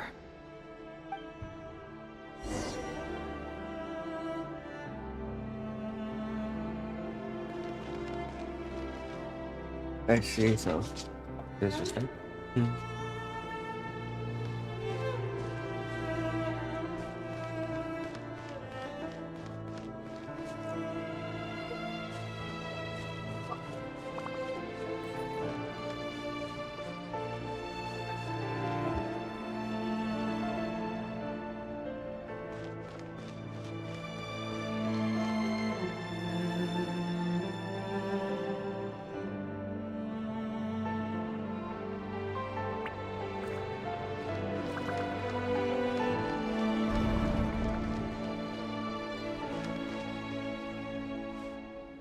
Our last operation was a resounding success, and all thanks to you, Rehir of Solnari.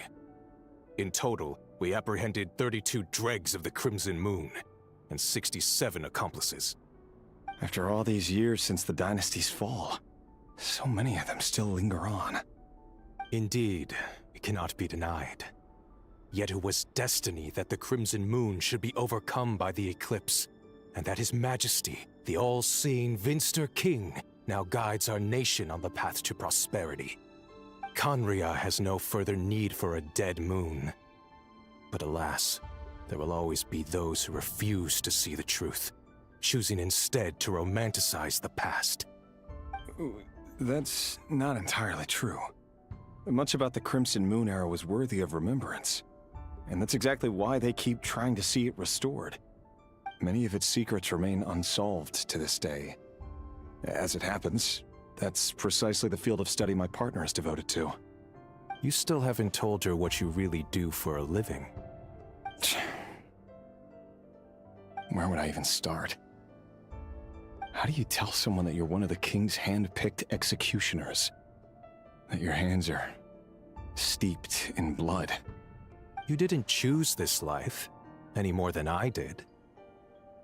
Orphans like us don't get a say. But I'll sure as heck be the one to pay for it. Speaking of which, we need to be more rigorous in the way we identify direct descendants of the Crimson Moon. Someone, it seems, has strong opinions about my future plans. Most likely my marriage in particular.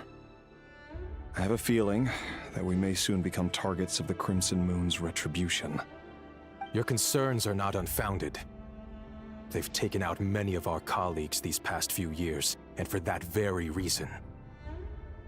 These are no helpless lambs we're leading to the slaughter. They're wolves in sheep's clothing. Take care, Rayhir of Solnari. I look forward to toasting you at your wedding. Thanks, Thorkel. You look after yourself, too.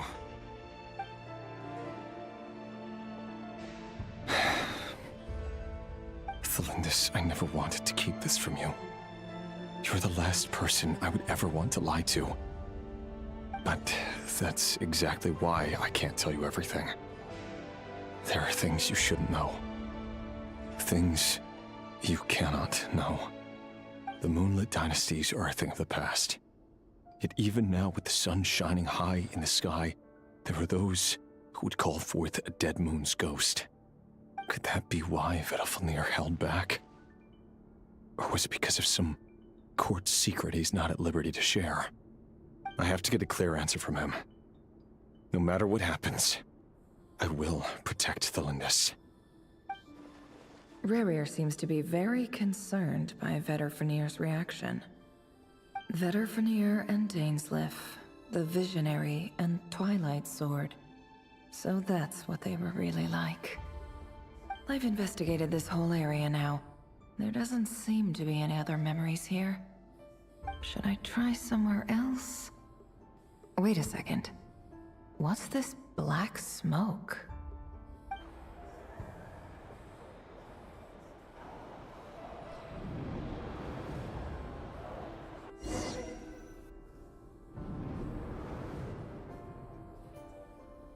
So, he's late after all. Just you wait, Rerir. You're in for it. Big time. Are you waiting for someone, ma'am? Could I tempt you into buying some flowers? Oh, sure. Pick me out a pretty bunch if you would. Thank you. But I'm afraid none of them are as pretty as you. For someone so young, you sure have a way with words, don't you? I'm only telling the truth. Look me in the eyes. You'll see I'm not lying. You're... May we have a word in private? Who are you? And what do you want? It doesn't matter who I am. Too many of our kind have fallen lately, so I decided to take the risk of reaching out.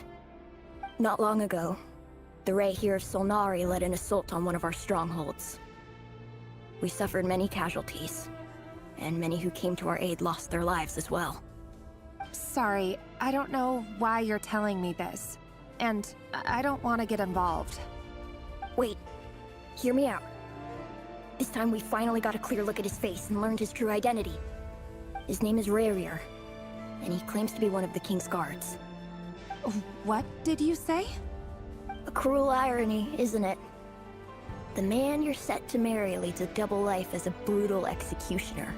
But surely, you must have caught a whiff of the blood on his hands. Why are you telling me all of this now? Simple. It's because... How strange. Rerir was nowhere to be seen in that memory. It clearly belonged to Thelindis. Rerir couldn't possibly know what happened if he wasn't even there. Why would her memories appear in his fragment? The ceremony won't last much longer. I think it's time to call it a day.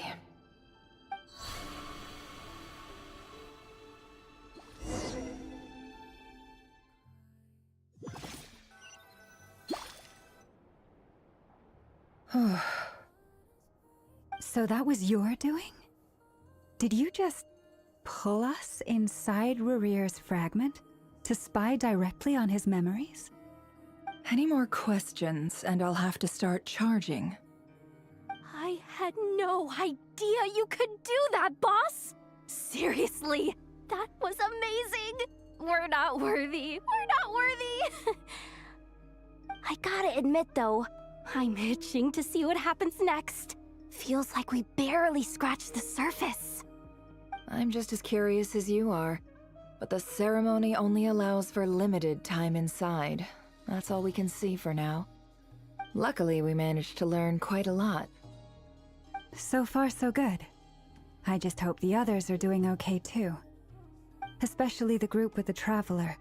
Their mission is a risky one. Let's hope it's all going smoothly. If you're worried about them, go see how they're doing. If I know Boss, she's gonna need some time to write up all the details and make sure it's all coherent. I'll stay behind to lend a hand, but feel free to head back and meet up with the others.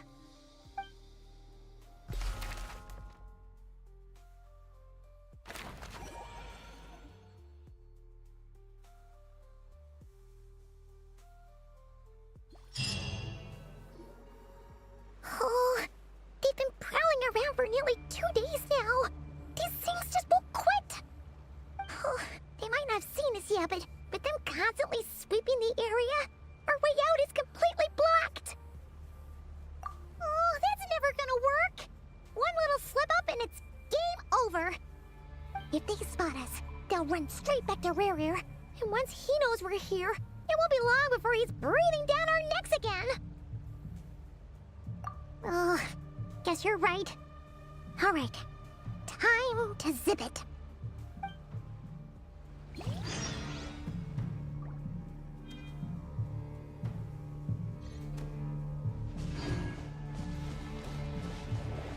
Quick, hide! We almost got spotted!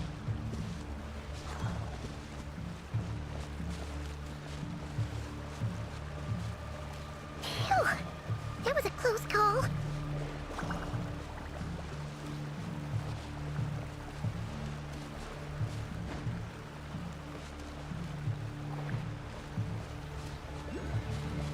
Watch out! They're coming this way!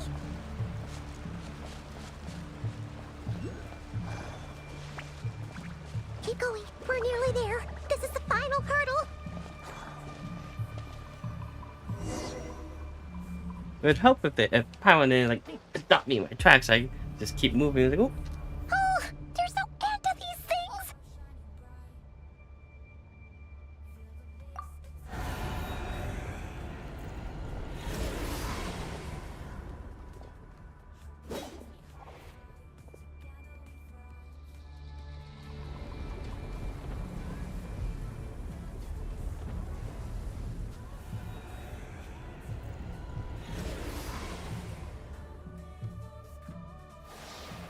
Fire.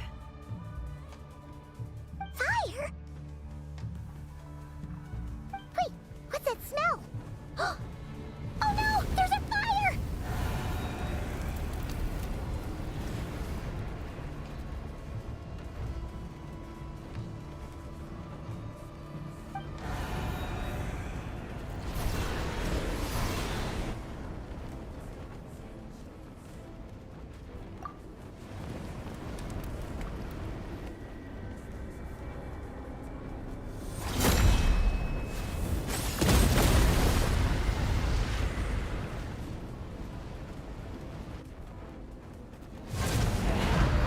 Zandrone was right.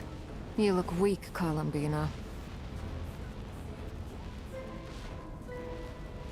The old you would never have let such lowly creatures bar your way. Word has it that you did something for the Tsaritsa, and that's why you've lost most of your power. Freedom comes at a heavy price, doesn't it? It's Arlecchino! You came! Hello again, Columbina. And greetings, guests of the House of the Hearth. It's been a while, Arlecchino.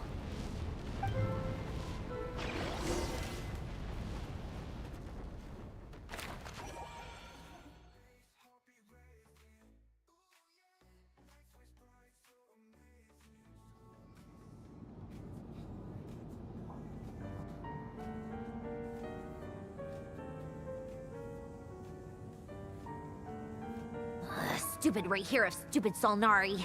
Ugh, whatever. I've got all the data I need. Next time we meet, you're finished.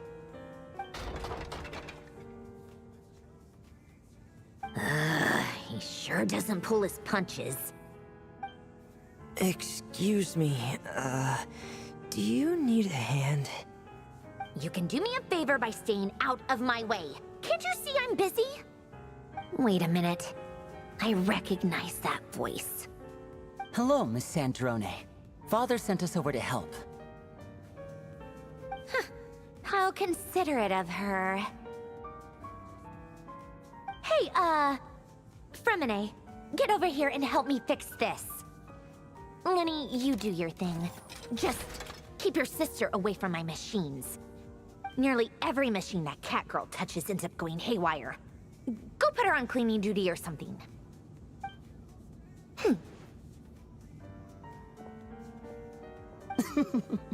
Then let's start downstairs. Fremine, we'll leave this place to you. You've got it. Wait a second. Pretty sure there's still some tea in the cupboard. If you want some, you'll have to make it yourselves.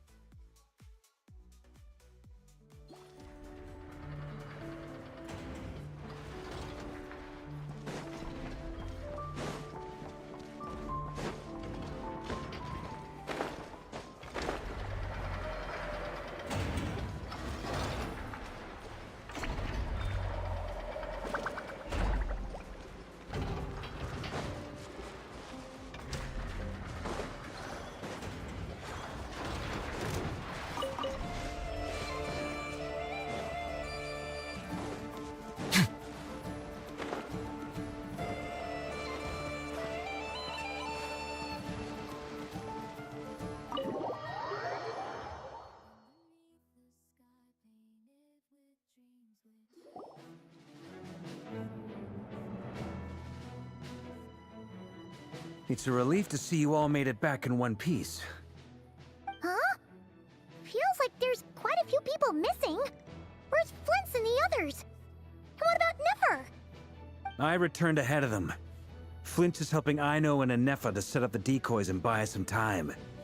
As for Miss Neffer... Boss is still wrapping things up on her end. She sent us back to fill you all in on the top secret intel we've been gathering. I see. Then let's get right into it. But first, who do we have here? You brought someone else in to help? Greetings. I was invited here to help as a longtime Tea Party companion of Columbina's. You may call me Arlecchino. Surely it can't be. Those eyes. Oh, where have I seen them before? Wait, of course. In those memories we just saw.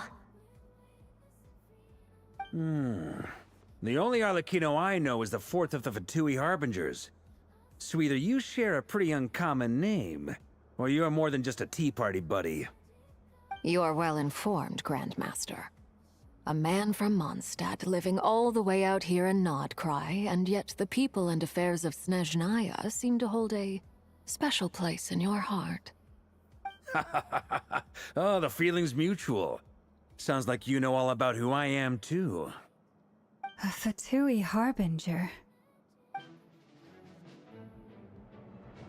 The atmosphere in here just got really tense.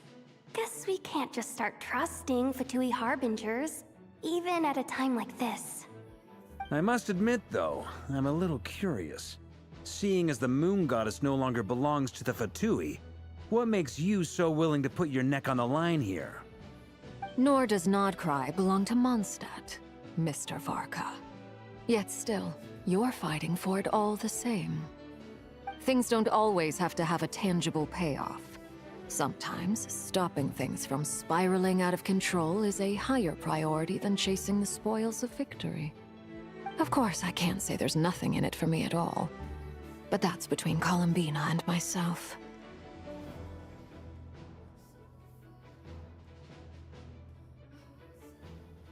Forgive me. I don't mean to doubt you. It's just that the Fatui really have been the source of many of our troubles. We have our own way of doing things here in Nodcry. But ever since they arrived, the Fatui have treated us with nothing but hostility. I know there's been a lot of bad blood between us in the past. I've done my utmost to avoid friction whenever I could. But sometimes fundamental conflicts of interest simply can't be settled amicably. That's why I'm here solely in a personal capacity. This has nothing to do with the Fatui. As a gesture of good faith, I'll be frank. I can help Columbina track down the iridescent moon's marrow, which will help her restore more of her power. Anyway, what else is on the agenda? Let's begin. She says she'll be frank, then completely skips over the details. Looks like she doesn't want to give away too many secrets after all. But she clearly wants to change the subject. It'd be awkward if I tried to bring it up again now. I guess we'll just have to go along with it. She's the fourth of the Fatui Harbingers after all. One look and you can tell she's not someone you'd want to mess with.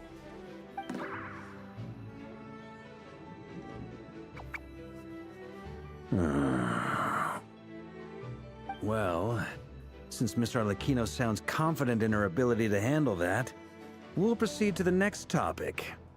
Yehoda, time to share that top-secret intel. Alright, listen up everyone. First, we now know that Rerir was originally a Conrian secret agent whose primary mission was to hunt down and assassinate the so-called Dregs of the Crimson Moon. The Dregs of the Crimson Moon? In the memories, there was a lot of talk about the Crimson Moon and Eclipse, and a whole bunch of other stuff from the time of Conria.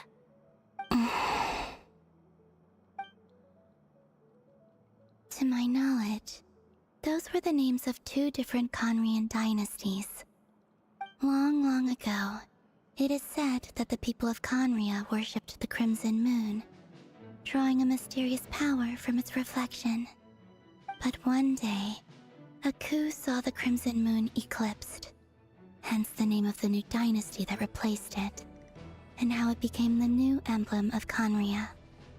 Still, long after the Crimson Moon dynasty had fallen, the last ruler of the Eclipse dynasty, the Vinster King, still coveted the secrets it left behind.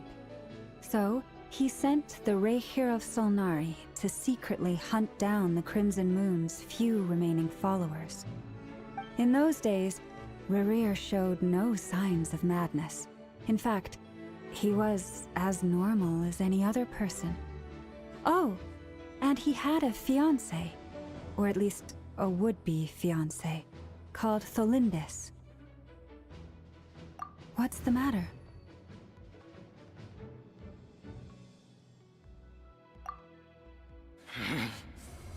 Verfnir, Rhine-daughter, Flinders.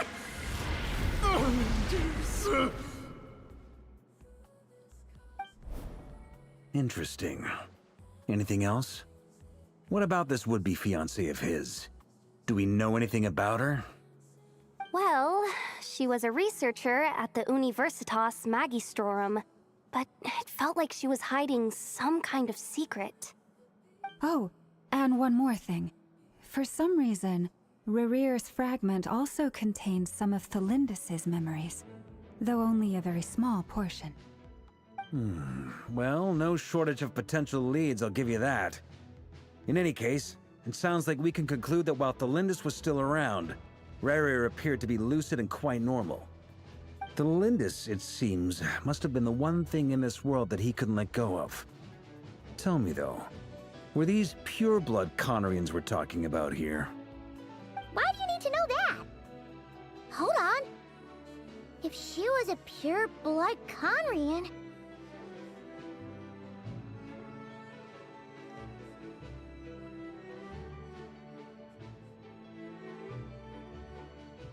Oh yeah! Just like how it was with the captain! If we could somehow find her, do you think there's any chance Rerir might regain some of his sanity? It's possible, but it would take a miracle. We can't pin all our hopes on that. That merchant who never knows, Dori Sangama Bay. Maybe we could hire her to look into it. All right then. Let's keep working in our separate teams. Traveler, Paimon, Kutar, and Miss Arlecchino will go look for the iridescent moon's marrow. As for the others... On the way over here, I noticed that the Wild Hunt monsters had grown even more frenzied in their search for Kutar. At this rate, the people living here will be in grave danger too. So I'm thinking of gathering together some of our followers to go wipe them out. I'll head back to the curatorium and meet up with the boss. Feels good knowing we've all got something to be getting on with. Given that the Wild Hunt has been a lot more active lately, the Lightkeepers have likely begun their own operations too. If that is the case, someone will need to pass the news on to Flint's. I'll hold the fort for now, then discuss our next move with Flint's, Aino, and Anefa when they get back. Alright then. Well, the clock's ticking. If that's everything, we'll be on our way. We'd better get moving too. We'll try to buy you as much time as we can. Relax. Just do your thing. I decided to call in some backup since things are getting so hairy. Our reinforcements should be here any minute now. Stay safe, everyone. Dismissed.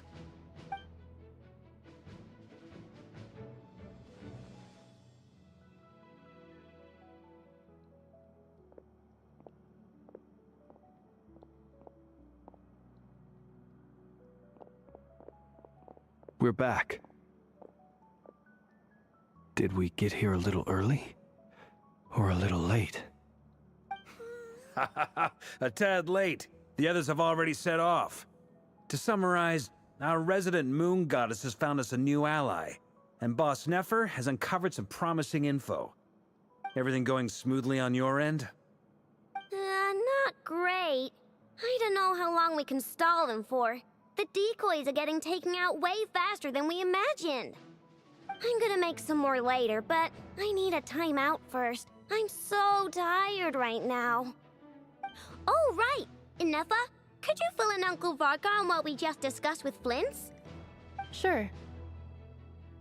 Uncle Varka, you previously told us about how when you went to investigate a source of the Wild Hunt in Amsvartnir, you discovered that it was just a diversion. But according to Flint's intel, several outbreaks of the Wild Hunt had already occurred in Notcry in the period leading up to that. That was before Rerir had regained his body, when he was far from regaining his full strength. In other words, in theory at least, he still lacked the means to act in two places at once. Flint's, with everything that's been happening, the Lightkeepers across Notcry are rallying to fight back against the Wild Hunt. They're gonna need your help. I know, I'm sure you're capable of coming up with something far more effective than decoys. But for now, you should stay here and get some rest. Anefa and I will head back over to Amsvartnir to see if there's anything I missed. I told you Uncle Varka would say that, didn't I? A deal's a deal. Not a word about my snack intake for the next week. Database updated. Reliability of Aino's predictions increased. What does that mean? They were betting on how you'd respond after hearing their intel. It's the obvious choice, isn't it? That's hardly worth betting on. We already decided that Anefa should go investigate the situation over at Amsvartnir on her own. You might as well stay here and keep watch. Someone needs to hang back and oversee our strategy meetings. And besides, you still haven't fully recovered from ambushing Rerir. So I've ended up with the easiest assignment. Well, I appreciate it, everyone. See you when you get back.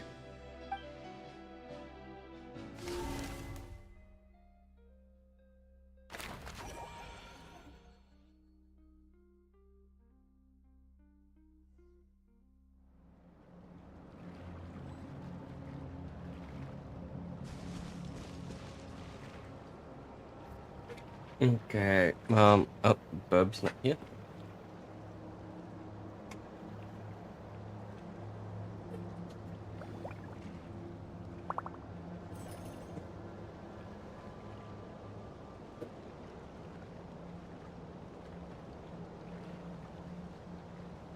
Oh, there we go. Hello. Is there a baby here? Hello.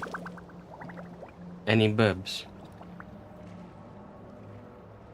Bah, hello, welcome back, bub. I don't know how we got disconnected. But I'm start making food now. Buying is gonna take half an hour or so. How long would you take? Okay.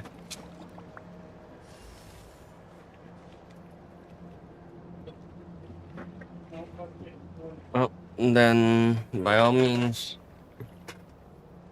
I'ma go.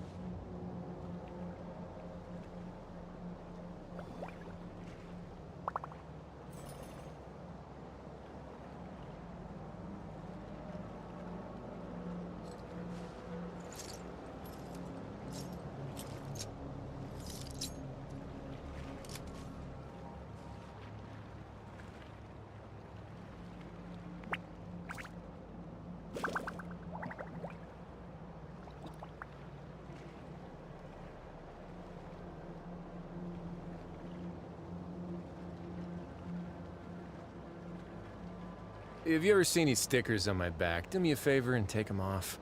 Malazines like to play pranks sometimes.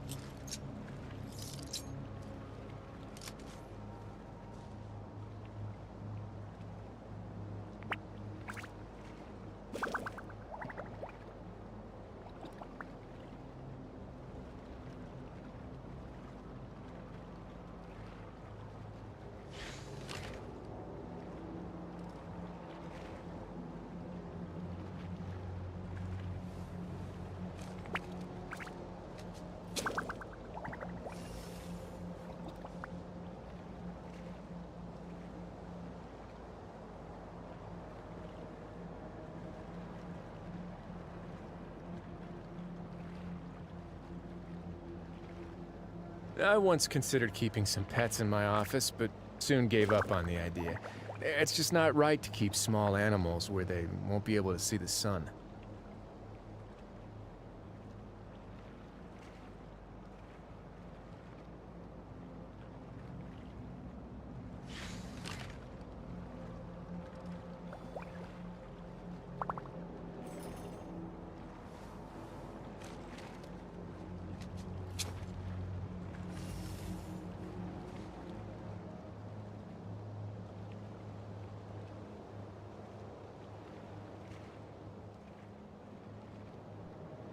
If you ever see any stickers on my back, do me a favor and take them off.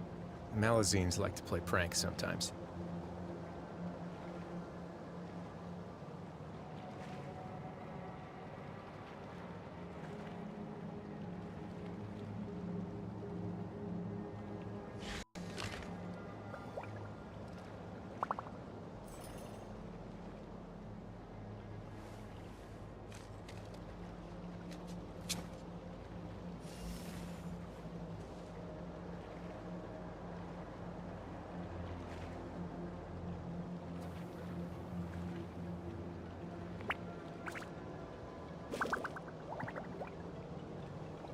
A word of advice, don't break the law.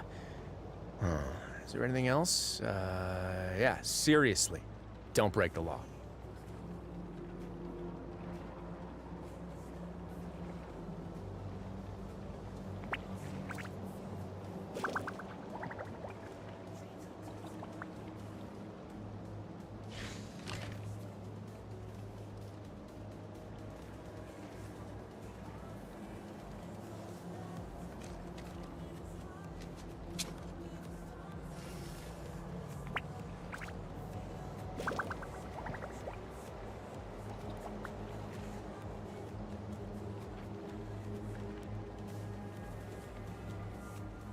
I once considered keeping some pets in my office, but soon gave up on the idea.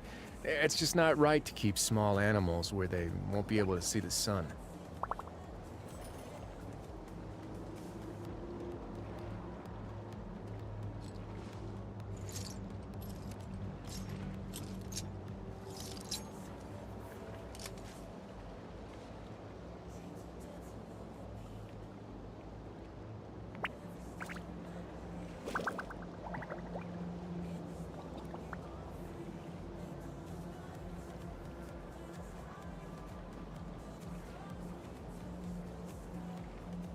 If you ever see any stickers on my back, do me a favor and take them off. Malazines like to play pranks sometimes.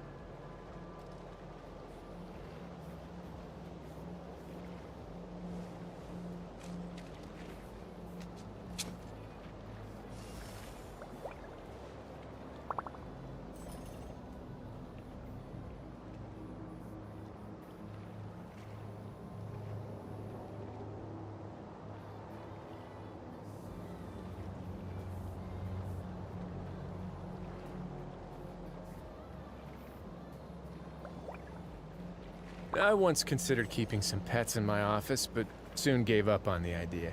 It's just not right to keep small animals where they won't be able to see the sun.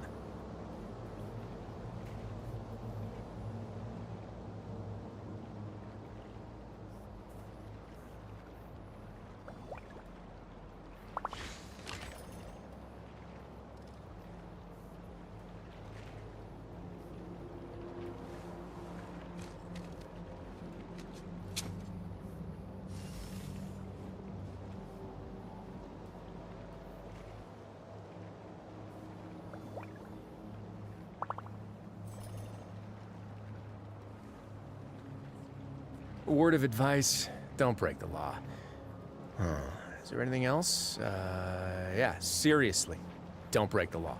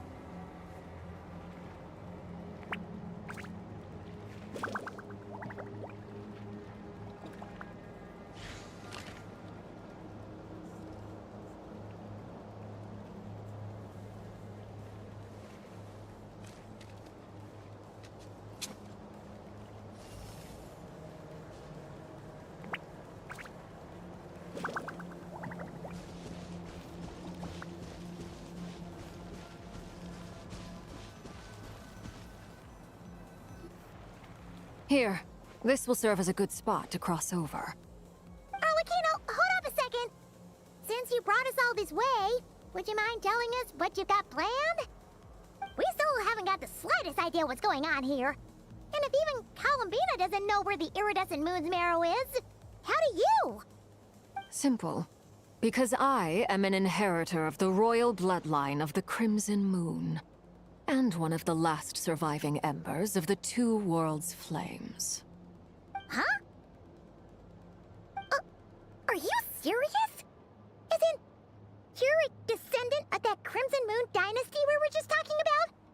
The one from ancient Conria? Your surprise is understandable. I was also taken aback when I first learned of it. But the more I thought about it, the more I realized the signs had been there all along. When I was young, I discovered I could wield a very special kind of fire. It coursed like blood through my veins and smoldered away inside my nerves. What's more, whenever I experienced strong bursts of emotion or drew too deeply on this power, it was like some kind of presence within the fire would begin to gnaw away at me, consuming me from the inside out.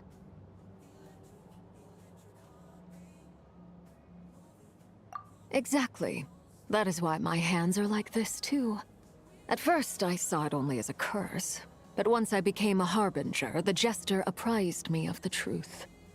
Together with my own investigations, over the past few years, there are several things that I have gradually come to understand.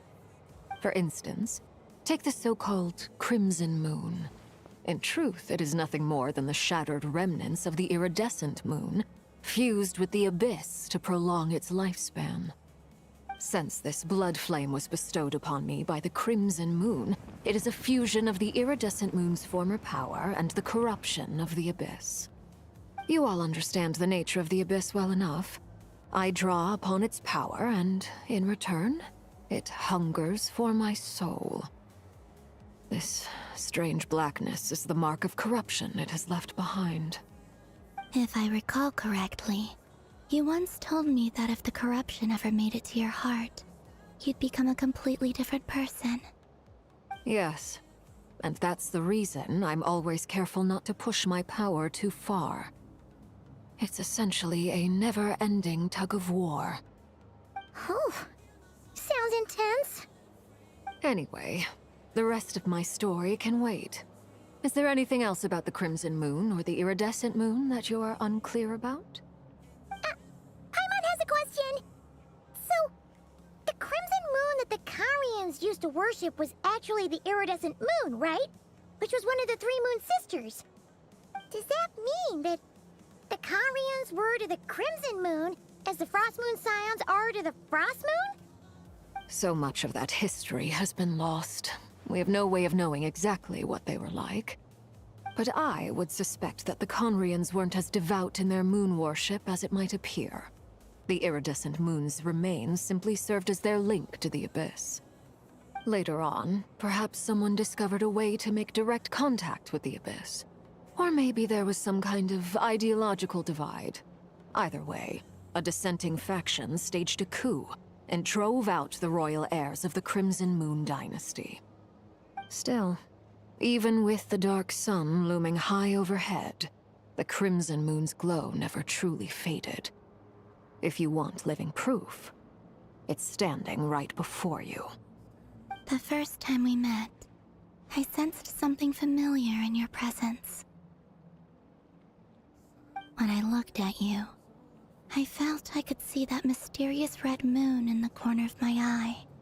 In your flames, I saw its broken image, surrounded by a strange black aura. Well, I appreciate that you kept it to yourself. Much about the Crimson Moon is still a mystery, and I'd prefer not to end up as the object of an insane research project. Anyway, time is against us here, so if there's any other questions, they'll have to wait. I just want to make sure I've got one thing straight.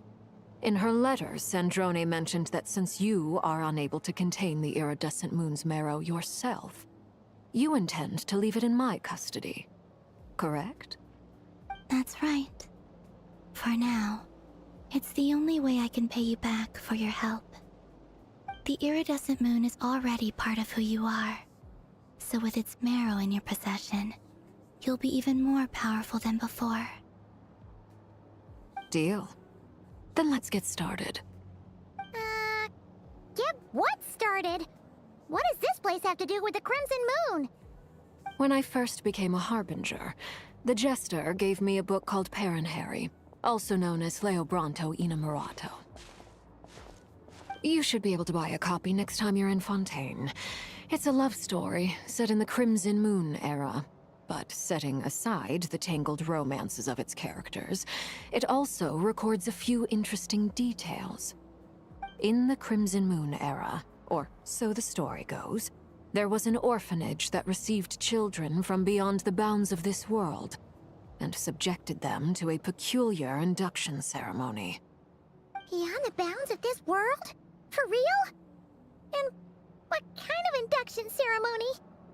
The Crimson Moon Sages looked beyond this world for beings with powers that surpassed the gods. But fearing they might lose control, they subjected these children to a process of refinement. They made these children crawl up a fireplace and kept asking them, "Have you died? Did you see it?" Until they finally admitted to having died and seen a crimson moon. The adults embraced the children who passed the ritual, telling them, "Within the fireplace, you have traversed the flames between two worlds. Here and now, you are born anew." The book leaves much unsaid, but I suspect that this was their way of branding the children they had enrolled, leaving an indelible mark upon them so that they would forever live in the Crimson Moon's light. That explains why I can't sense the Crimson Moon's marrow in this world. It makes sense that it would be sealed in a special space that can only be accessed temporarily through some kind of ritual. But there's no fireplace here. Do you see a chimney anywhere? Oh, are we supposed to build it ourselves? Okay, fine. Paimon will go find some bricks. That won't be necessary. The fireplace is purely symbolic. The key to the ritual is crossing the flames between two worlds. In other words, the flames that burn within me. Those burned away by such flames leave behind a kind of ghostly afterimage in the world.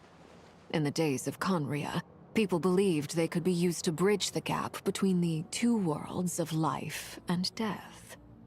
In short, I can open a passage to that space for you. That's the easy part. The catch is I'll need to stay on this side to keep the passage open, so I won't be able to come with you. Once you're inside, you'll have to find your own way. Very well. Then I'll open it up. Traveler, spare me a little more moonlight if you would. I may need it.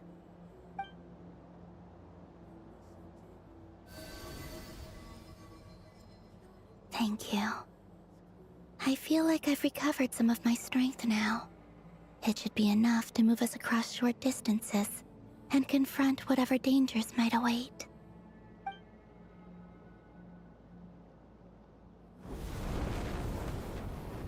Mistress of the seven hues of ages past, great mother of the present, crimson-clad sovereign of the two realms, by fire severed, by fire renewed, I offer myself now and beseech your descent.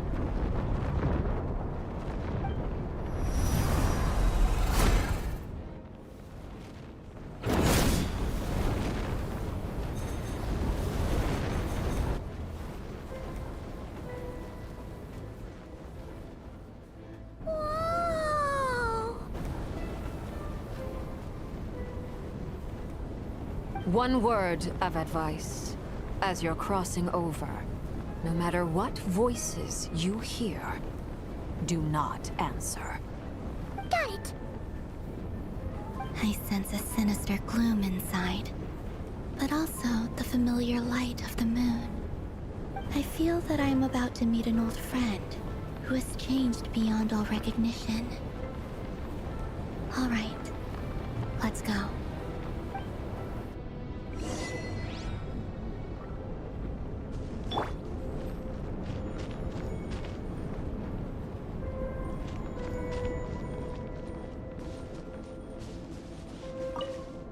Seismic changes often begin with small windows of opportunity. This could be your window.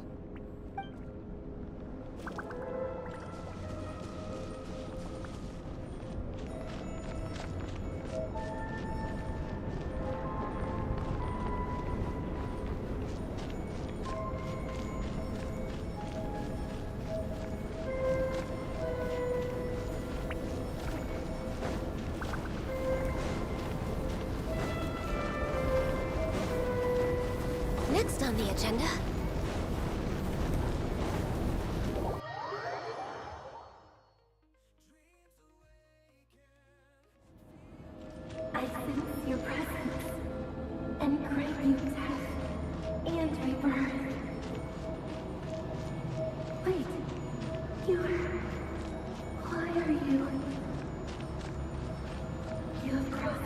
from another world, transcendent fate itself. I have no right to.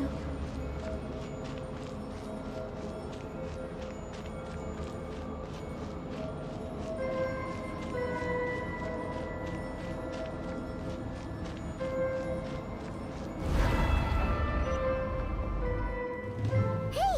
Look up at the sky! A red moon! This must be the spot, right? Is that the abyss? It's practically filled the entire place. What now? What a tragic sight. Fragments of your broken body, seized by the abyss, and hung up aloft like mummified remains. Iridescent moon. Was this truly what you wished for? Careful. There's something spooky about this place. Feels like something is lurking in the fog. Haimon's right behind you. Whatever you do, don't run off without her.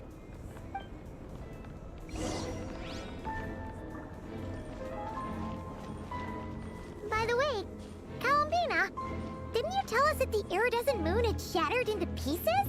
The moon up there looks pretty whole to Paimon. How is that possible?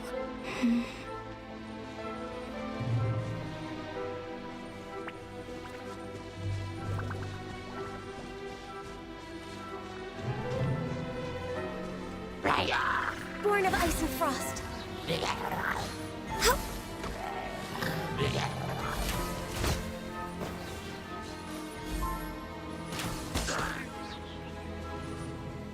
Access denied.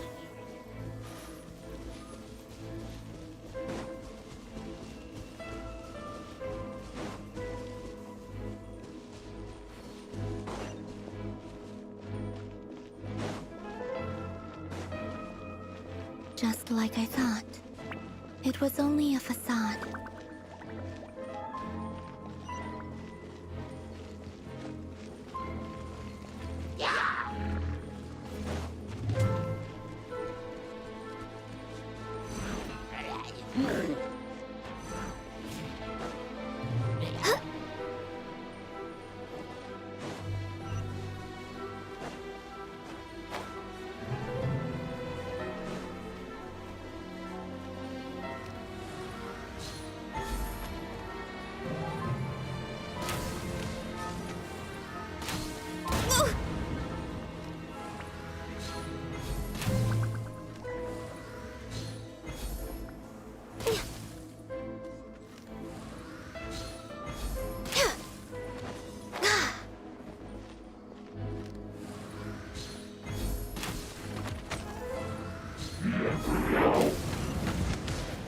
I'm a little low on energy.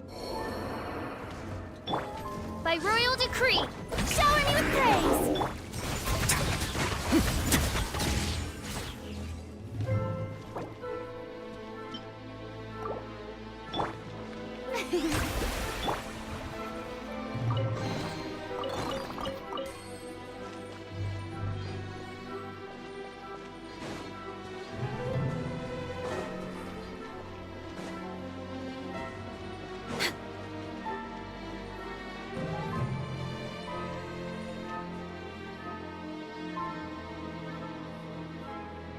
Huh?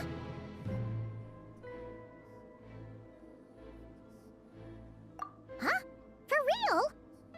That's way too high! There's no way we'll be able to reach it! No. I'm not sensing anything up there. It's coming from under the mountain. Let's see...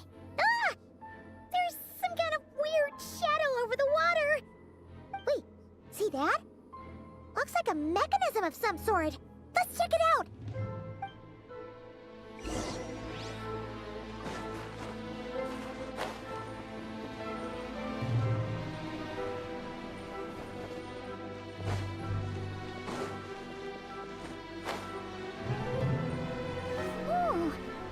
Looks like a device from the time of Kyria. Maybe people once came here to study the Crimson Moon's domain, and they left this behind. If we can activate it, we might find some clues.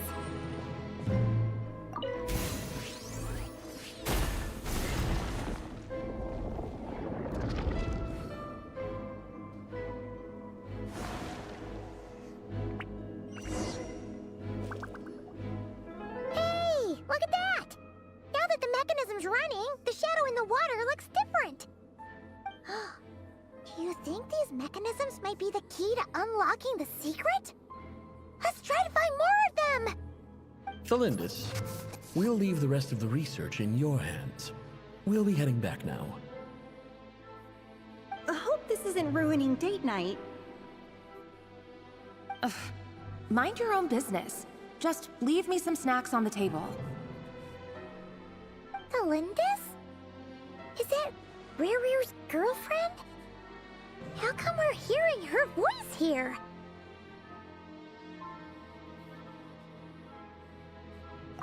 Oh yeah!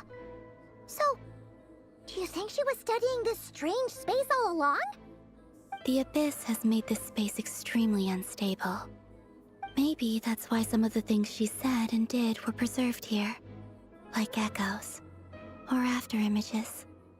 Whenever I see this view, it takes me back to a poem from my childhood.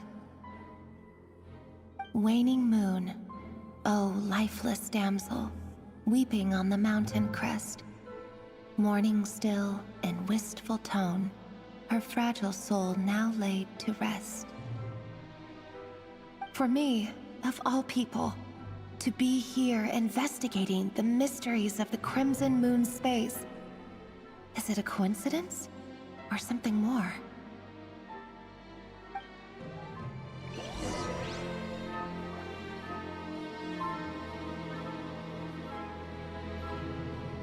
Okay, be right back, guys.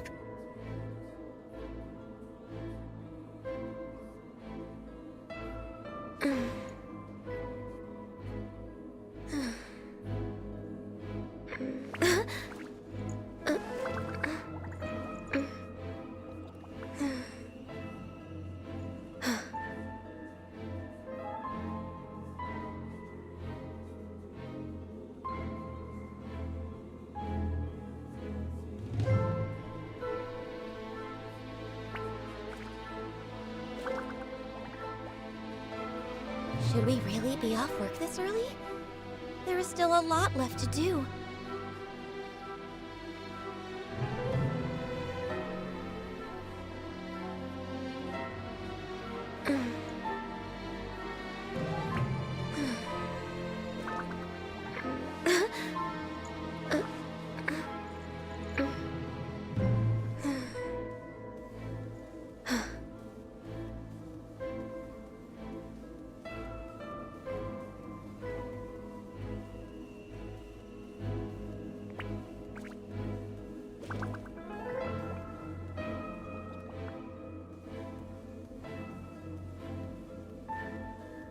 If you lie on the grass, you can feel the heartbeat of the world.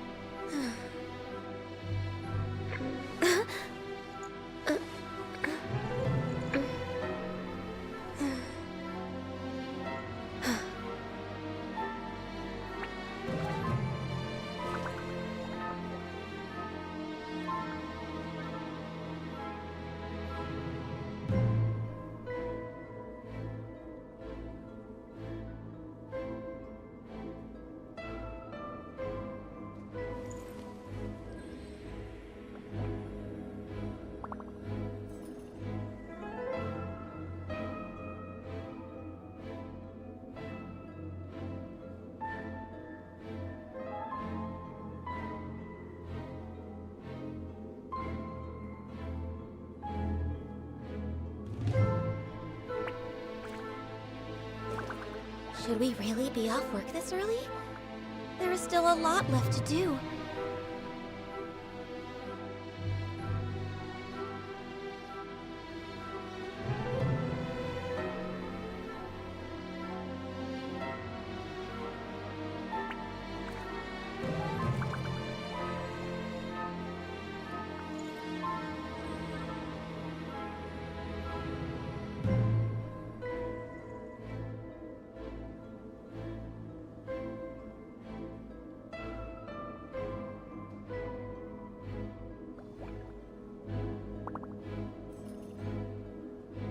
If you lie on the grass, you can feel the heartbeat of the world.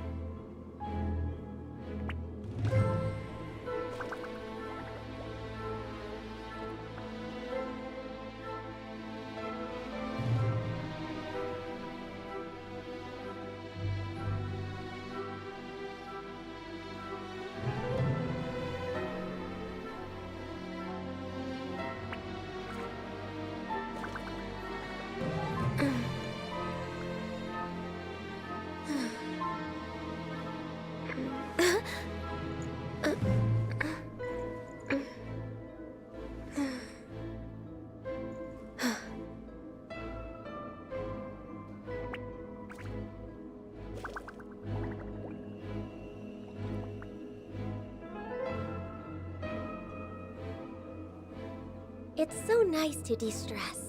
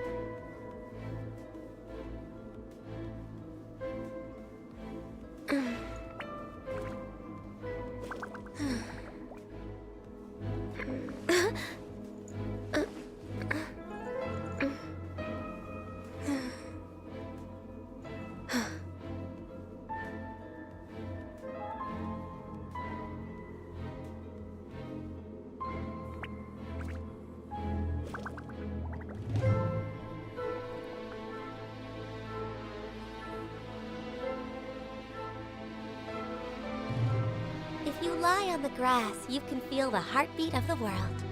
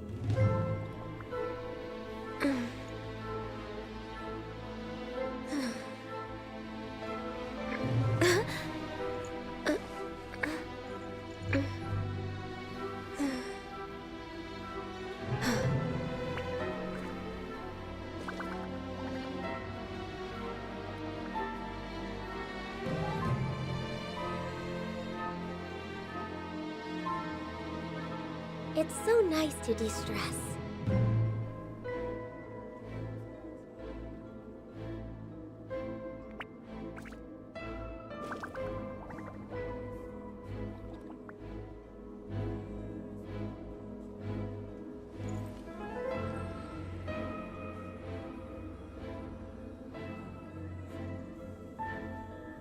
Sorry, I was getting apples.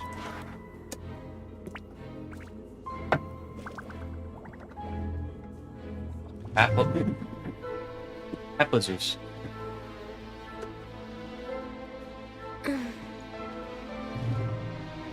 Hey. Bon appetit. Hey.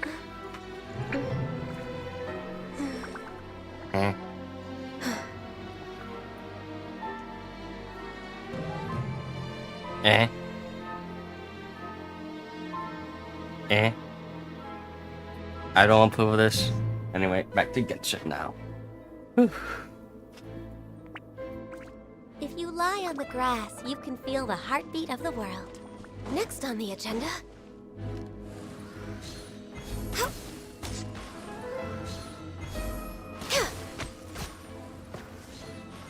born of ice and frost.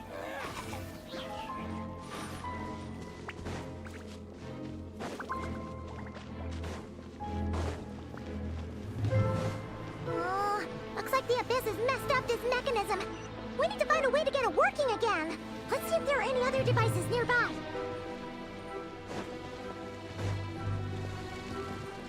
Yeah!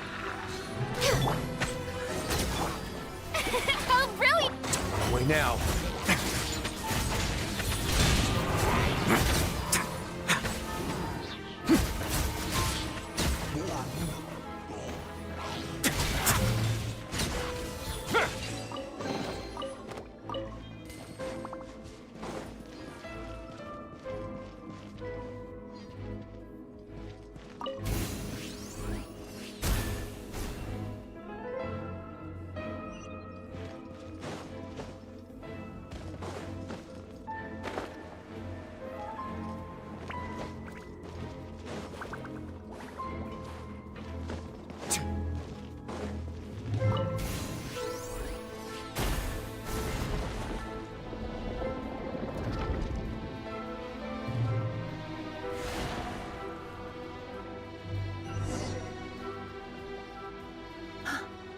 I see. So the moon marrow, or rather the power of the 3 moons, is the key to unlocking... If it really does exist, then maybe this madness can finally be put to an end.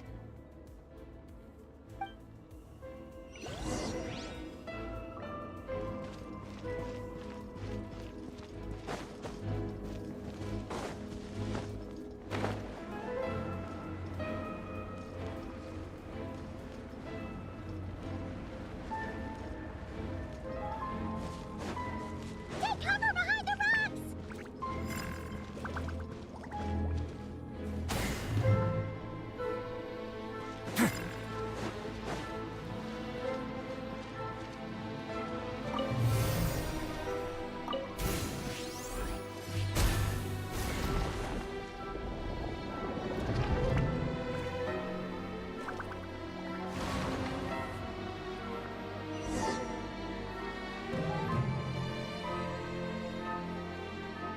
With the Abyss inhibitors in place, I should be able to access the chamber with the moon marrow.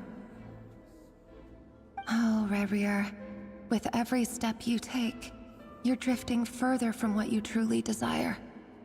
But you're not the root of the problem. Ever since that outsider set foot in Conria, the Vinster King has sunken deeper into madness. If only I could get my hands on that outsider.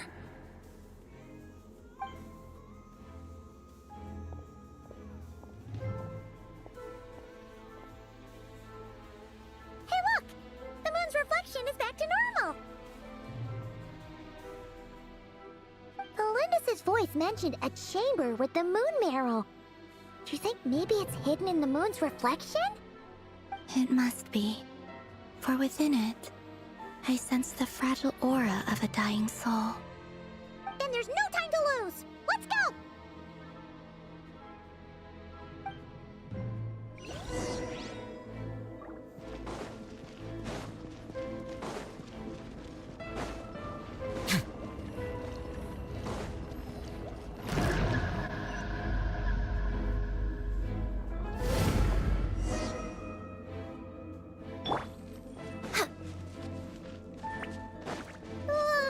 These things are so creepy! Oh, looks like we'll have to destroy them if we want to get to the iridescent moon's marrow. Access denied.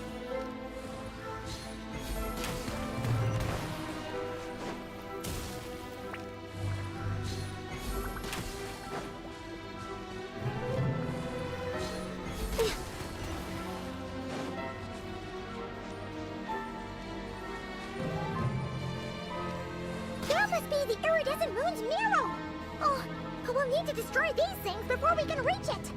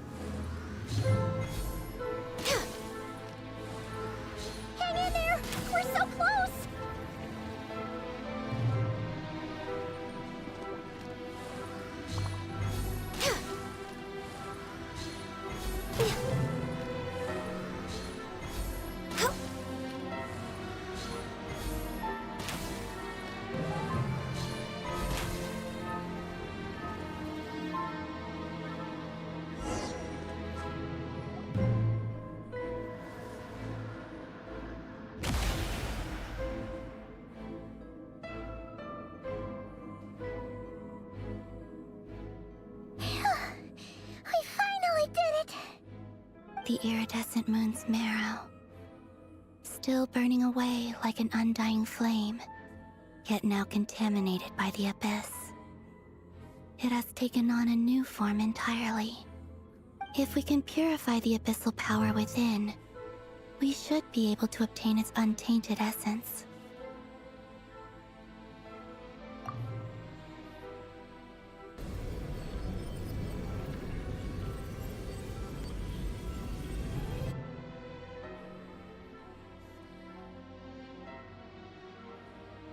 It's so cold.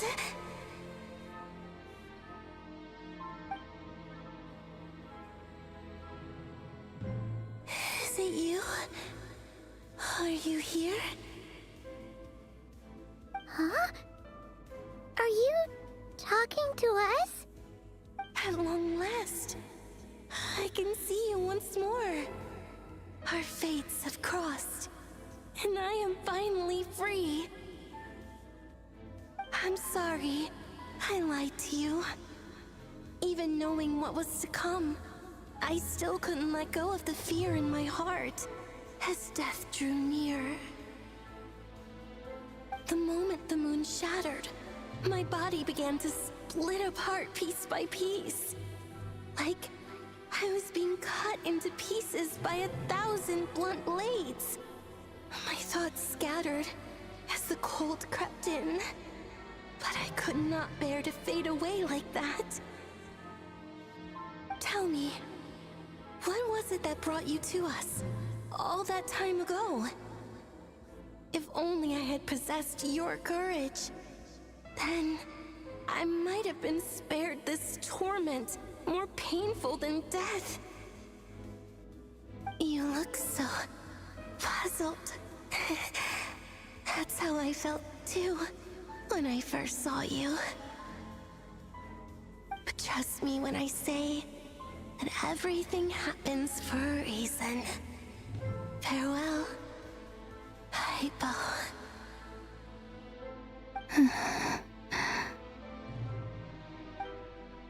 What was that all about? Was that the goddess of the iridescent moon? Oh, it sounded like she was speaking to a long-lost friend. But none of us have ever met her before, right? Perhaps. She took me for the goddess of the frost moon she once knew.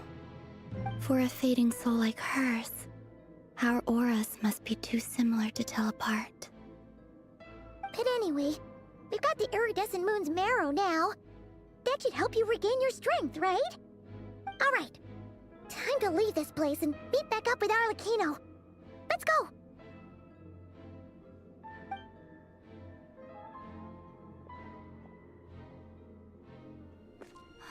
That's odd.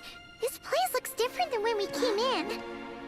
Waning moon, Huh? oh lifeless damsel. Oh.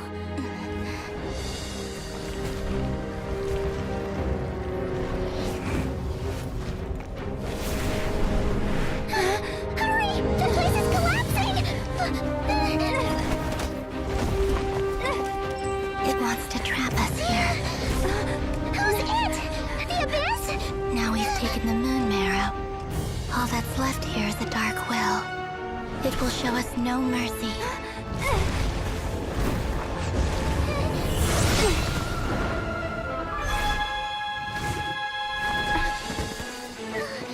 Give it back!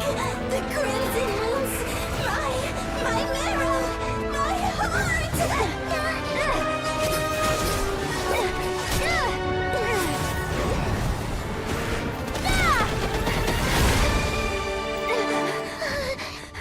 Finally! Huh? Oh no! The exit's blocked! They're back! Now what do we do? This is where you fall.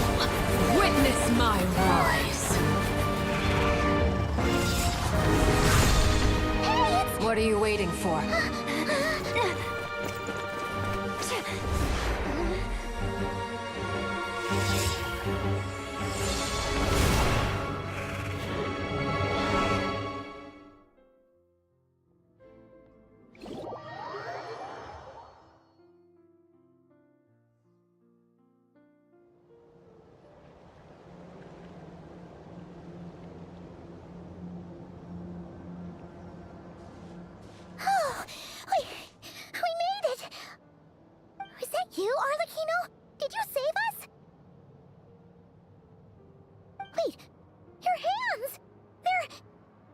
Oh, this?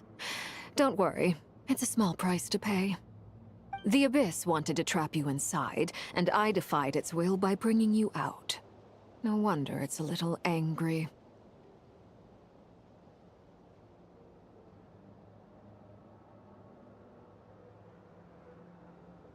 No. I have paid the price, albeit a small one, and it cannot be undone. My hands have already fused with the Abyss. Purification would simply destroy whatever's left of them. But surely... Oh... We're so sorry, Arlecchino. Paimon can't believe you'd make a sacrifice like this for us. As much as I'd like to call it a favor, the truth is I was simply holding up my end of the deal. Well, Columbina. Yes, you did your part. And as promised, I will leave the iridescent moon's marrow in your care. From this day forth, may the two worlds' flames burn ever more brightly.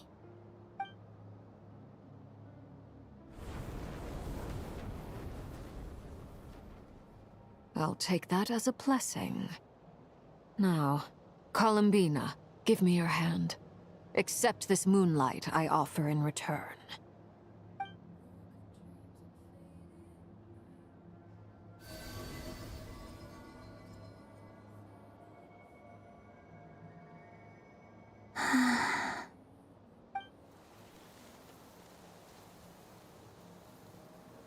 Feeling stronger? Hey, Columbina, are you okay? I'm fine. Our powers are a little at odds, that's all. By the Frost Moon's authority alone, wielding the power of the other moons was always going to be a stretch. Still, I think it's fair to say that your strength has returned, at least to the level it was at as Third Harbinger. It's still not enough. There's no way I can hope to challenge Rayrier like this. Just one more ray of moonlight, if you would. It's okay. I can take it.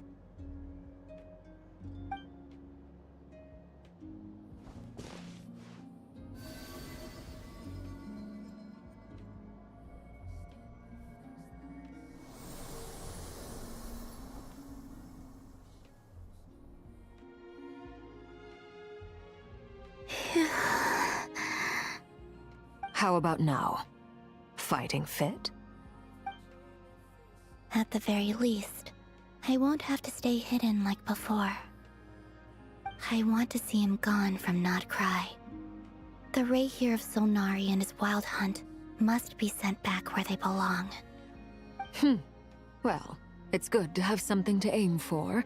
You certainly seem more alive now than you did earlier. When I first met you, you didn't strike me as a ray of moonlight. More like a wisp of fog drifting in from who knows where, ready to scatter at the first sign of a breeze. But now, you're full of vitality. Just like the Frost Moon, once the brightest of them all. May you keep shining, Columbina. This is who you are. Thank you. Look after yourself too, Arlecchino. I know you have plans of your own, and that's why you're always seeking to grow stronger.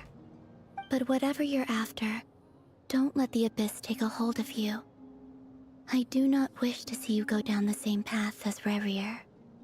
I appreciate the concern, Columbina. Although perhaps it's time you took a new name. A new name? Kutar, the Moon Maiden, Columbina. They're nothing more than code names. They describe who she is and the roles she's played, but they're not her real name. We often use code names in the House of the Hearth, too. But it's knowing your real name that keeps you grounded. Up till now, you've been living a wandering life, so you've probably never really cared. All I'll say is this. Once you've defeated Rayrier, give it some thought. All right, that's it from me. I'll get you back safely first, then go meet up with Sandrone. You're the best!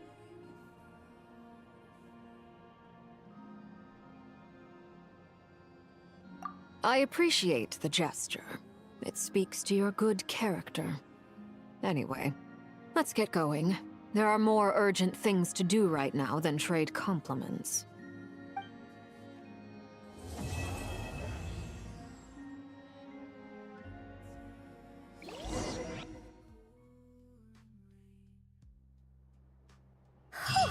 It was a close call, but we got the iridescent moon's marrow and restored Columbina's strength, and that's all that matters. In other words, mission accomplished. Paimon wonders how everyone else is doing.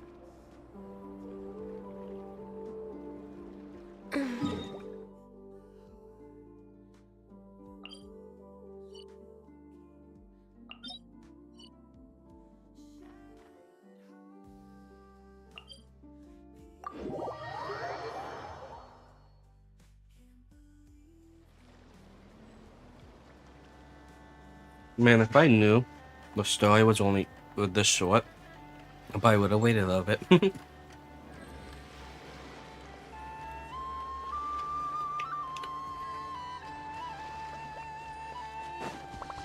I guess I'll...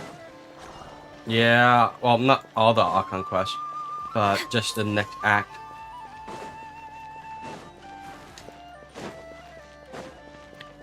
This act was probably about 2.5 hours, maybe 2.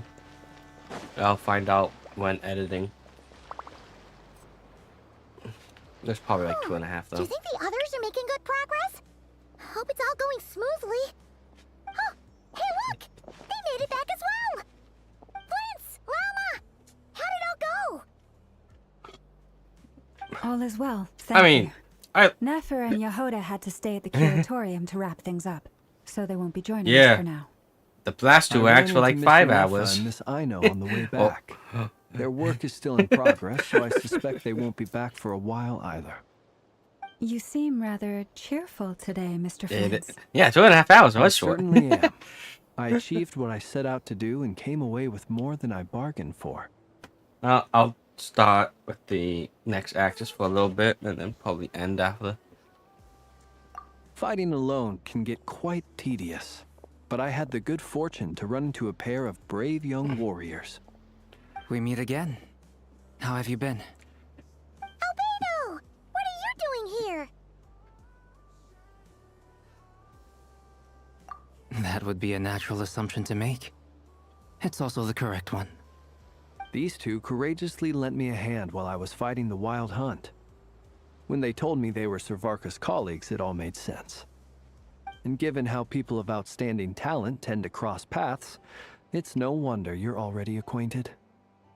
So, who's your travel buddy, Albedo? Why don't you come and introduce yourself? Oh, it's Derwin. A gentleman of few words, I see. And a rather stern countenance. I presumed you were acquainted with him. Is that not the case? It's nice to meet you. Again. We've technically met before. Wait a sec! You're Minnie Durin! That's right. It's me. I'm glad to see you again. By the way, he says it's okay if you drop the mini. Yeah, I'm not as mini as I used to be. Interesting, isn't it? The first step towards blending into human society appears to be reflecting on whether one's name really reflects who they are. Wow! You look so different! In a good way, of course. It's great to see you looking so healthy. Thank you, Paimon. And although you're as mini as ever, I understand that diminutives don't always convey endearment. I'll be sure to simply call you Paimon as a sign of my great respect for you. Wow! You're such a smooth talker now. Paimon could get used to this. From now on, you may refer to her as your esteemed guide, Paimon.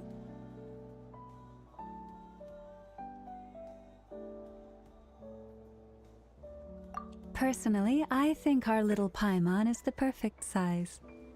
When people call her Little Paimon, it's just because she's so adorable that they can't help themselves. If that's not a sign of endearment, what is? You're absolutely right, Miss Lauma.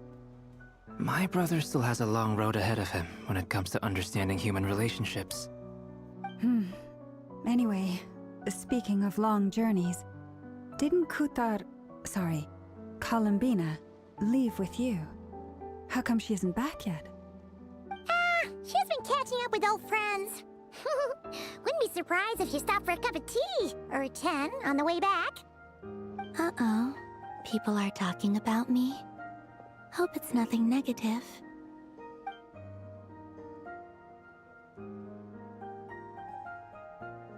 Judging from your expressions, I'm guessing it all went well? It's getting crowded here. I'll go grab some chairs. No need. This is a job for an alchemist. I'll whip some up momentarily. Thank you for your hospitality, ladies and gentlemen, but I was merely escorting my friends back. I'll be meeting Sandrone shortly, as we still have some things to discuss. It's been a pleasure, everyone. But this is where I'll say goodbye. We really appreciate your help. Oh, come on. Spare the formalities. I'm just glad I could help out some true friends. I understand. Well, It's so weird, bye for the now, knave being Harlequina. friendly and nice with us.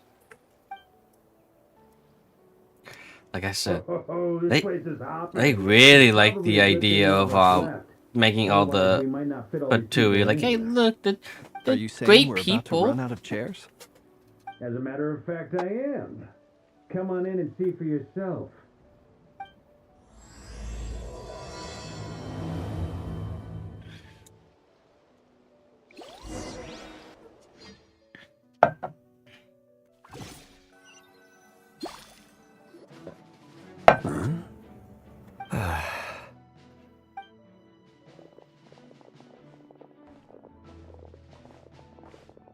I overheard your little chit-chat outside, by the way. With Miss Columbina's colleague gone, we should be back to the original crew plus the other colleagues I brought in. Yeah, it really Though it's a looks little like we have bad on another the story. new Oh, look, face. there's Dane. Someone else managed to Oh, rope in hello, a colleague Dane. too? I don't like this turn, but I mean, well, here it is. Nothing you can do about it. It'd be good if the bad guys was just, you know, bad. Because, you know, bad guys can be bad. And they could also be bad guys with a technically good motive. But they still should technically be bad.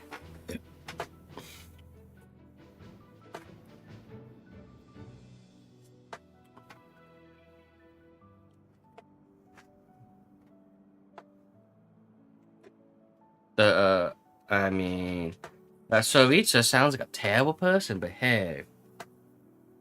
She's gonna be the nicest person, like, oh, she's only doing it for her lost kid, and she actually loves everyone, or something.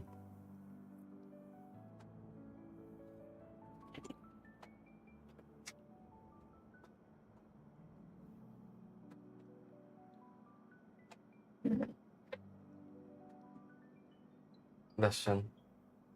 It could have started with a good conscience, but at this point, a actual good fighter would show that they used to be good, but they have fallen. And they won't just, you know, turn a new leaf instantaneously like some of these people. Especially switch back and forth. That's not how you fight. Anyway, I'm gonna continue with the story.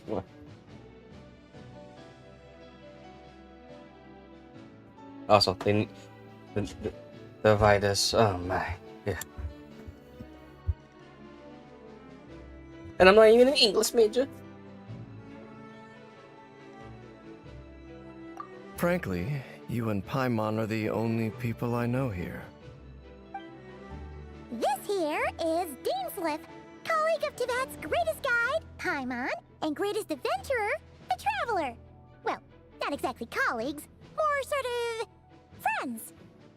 When someone else jumps in to do the announcing, you know you're speaking to someone important. Let's hear what he has to say. Note to self. Once Paimon knows your name, the rest of the world will soon follow. When he comes looking for us, it's usually something important. Paimon's guessing you've heard about the Wild Hunt, then. From the looks of it, you're about to hold a meeting.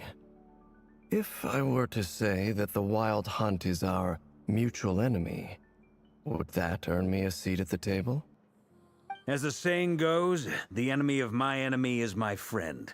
Mr. Dainsleif, there's a seat with your name on it. Though, I can't promise the same for everyone else. Hey, Albedo, think you can rustle up a couple more chairs? After all this time apart, Grandmaster Varka's first order is to rustle up a couple more chairs. I've missed this. Is he being sarcastic? Hey, he's your brother. Why are you asking us? I've still got a lot to learn about the nuances of human conversation. Trying to decipher Albedo's way of speaking has been like jumping in at the deep end. Oh, good point. Paimon gets you now. Don't sweat it. There are people who go their whole lives without getting the hang of it.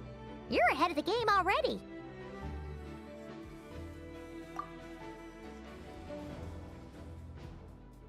I wonder what's taking Nefer so long. Perhaps you should go and check in with her. If anyone can hurry her along, it's you. I just got back from the curatorium. Besides, aren't you curious to see what's taking her so long? Miss Nefer doesn't strike me as the type to share secrets. And since gathering intel is her specialty, I'm guessing she'd prefer to keep her methods confidential. Under such circumstances, would it not be tactless for me to impose? Oh, but it's fine for me to impose. What can I say? You have an unrivaled ability to garner people's affection, Miss Moonchanter. Besides, you have far more in common with her than I do. All right, then.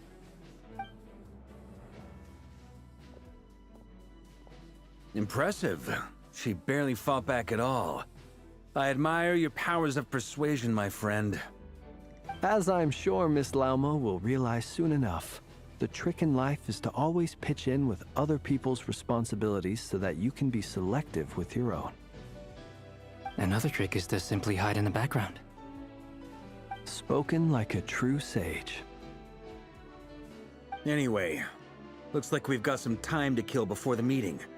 Let's take a little breather, folks. And feel free to chat amongst yourselves. We'll get down to business once the other two arrive.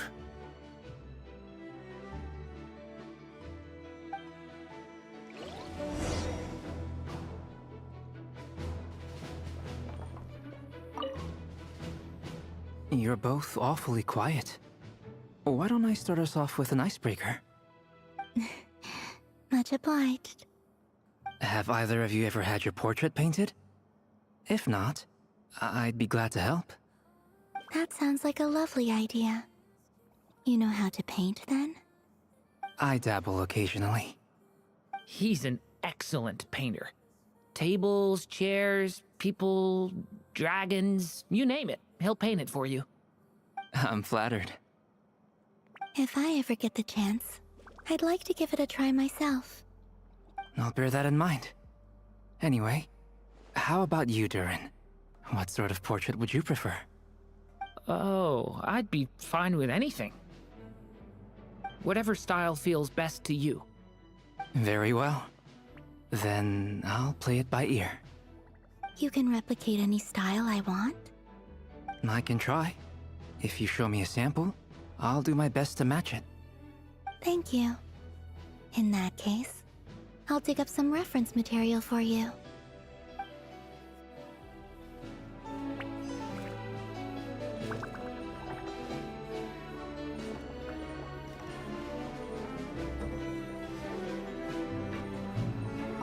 Is there something you'd like to say to me? Yeah! For starters, why'd you just show up here without even giving us a heads up? If you think back to our previous interactions, You may recall that that's hardly out of character for me. You do have a point there. Oh yeah! You'll need to find somewhere to stay the night too, right? Want to tag along with us? You never know. We might get a group discount. Sure, let's do that. Great! Paimon will handle it! And in return, we can get Dainslift to be our very own personal bodyguard. If that's what you had in mind, you should have said so sooner. I'd be happy to help. Oh, okay then. Paimon was only kidding, but good to know. Anyway, since we're all here together, we might as well watch each other's backs. That's just what friends do, right? Indeed. Thank you.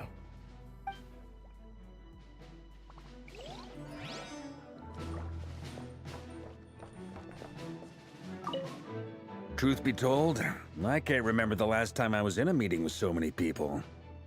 You're not alone there, my friend. The Lightkeepers also struggle to bring everyone together for a serious discussion. I don't doubt that. I've only ever met two Ratniki, one being you, and the other being that young guy, Itlua. Itlua is a good apple, I'll give him that. He's kind, honest, and regularly delivers supplies to my lighthouse. A true Ratnik to the core. In that sense, he puts me to shame. So you're what? A fake Ratnik? That's what it sounds like you're saying. But I get the feeling that's not quite what you meant.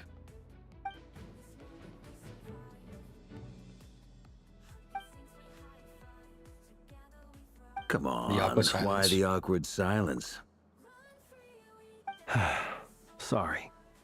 I'm not even gonna bother trying to hide it. You've known all along, haven't you, my friend?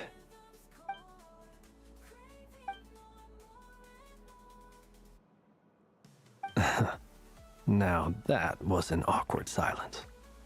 Let's just keep this between ourselves. Probably best if Itlua doesn't know, huh?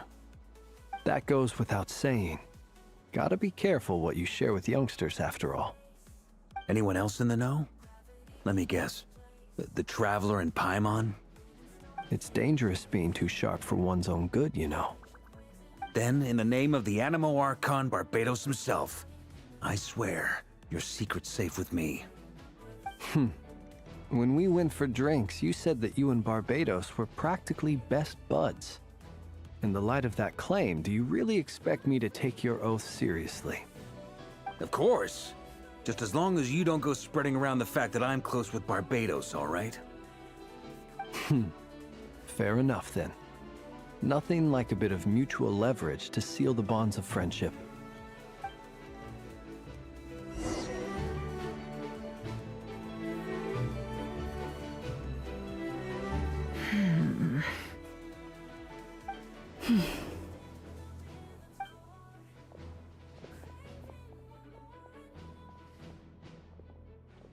Ah, Miss Nefer. You made it after all.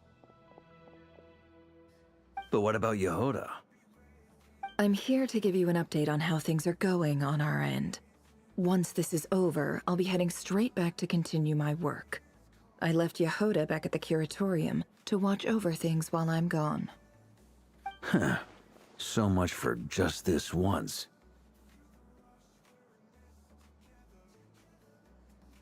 Shh! Not so loud! We're on a roll here. What if she remembers and suddenly decides to back out?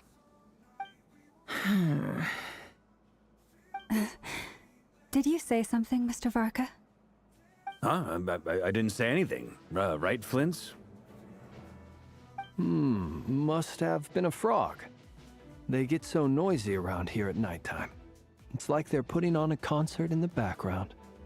Anyway, before we begin... Throwing the there's a few frogs under the introductions bus. to make. Let me start by saying that it's an honor to be speaking before so many distinguished colleagues and collaborators. First up, we have Miss Lauma.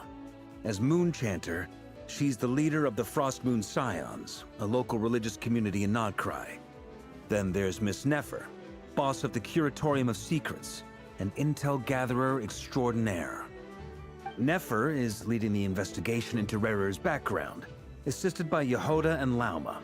From the little I've heard, they're making some great progress. Over here, we have Mr. Flintz, a ratnik and guardian of the abandoned lighthouse. In our last operation, he courageously distracted the Wild Hunt to buy time for the rest of us. For those of you who've never met, this is Mr. Albedo, a renowned alchemist and captain of the Knights of Favonius investigation team. By his side is a new face for us all, myself included, Mr. Durin, who has come to lend his aid. Next up, we have the Moon Maiden and former Fatui Harbinger, Miss Columbina. Then we have the Traveler, who's earned more titles than I could possibly hope to list out, so I'll spare you the rundown. And Paimon, the ultimate travel companion and quite possibly the best guide in all of Tevat. Wow! That's a lot of people! Great turnout! Miss Nefer, it looks like you might have another job coming your way, so, congratulations on the booming business, I guess. You think I haven't got enough on my hands as it is? Who's looking for me now? That would be me, Miss Nefer. I have a commission for you. And you are? Who I am doesn't matter right now. What does matter is that I'd like you to gather more intelligence about the Recher of Solnari. Well, it's not as if we never take on anonymous commissions. But in your case, I'll have to decline. I'm gonna take a wild guess and say your job's probably more hassle than it's worth. Something about you seems like bad news. It's my eyes, isn't it? Conrian, I assume. And what's with the mask? Are you trying to hide your identity? In any case, the fact that you're even still alive raises an awful lot of questions for me. My name is Dainsleif. And yes, I am from Conria. As I'm sure you're aware, the Recher of Solnari's real name is Rerir. He was once an acquaintance of mine. Really? Then you must have been quite an influential figure yourself. You flatter me, but none of that matters anymore. My point was simply to clarify why I have asked Miss Nefer to investigate Rerir's background. So you're both from Conria, and it sounds like you used to be friends? What am I missing here? Surely you already know how he became one of the Five Sinners. I'll tell you everything I know. The history of Conria, the names and identities of the Five Sinners. I remember it all like it was yesterday. I have never spoken openly of this before, but the truth was exactly as people say. The Five Sinners were each driven by their own desires, and it was by playing upon these that the Abyss tempted them to their fall, tearing Conria apart in the process. The visionary, Vedifenir, who wished to foretell the future. The wise, Haroptatir, who sought limitless knowledge. Gold, Rhindaughter, who desired to create life. The foul, Surtologi, who pursued supreme strength. And last, but not least, Recher of Solnari, Rerir, Ravager of the Moon. Of the five, Rerir is the only one who remains a mystery to me. He never harbored grand ambitions, so what changed in the space of a single night? How did he come to fall like the others?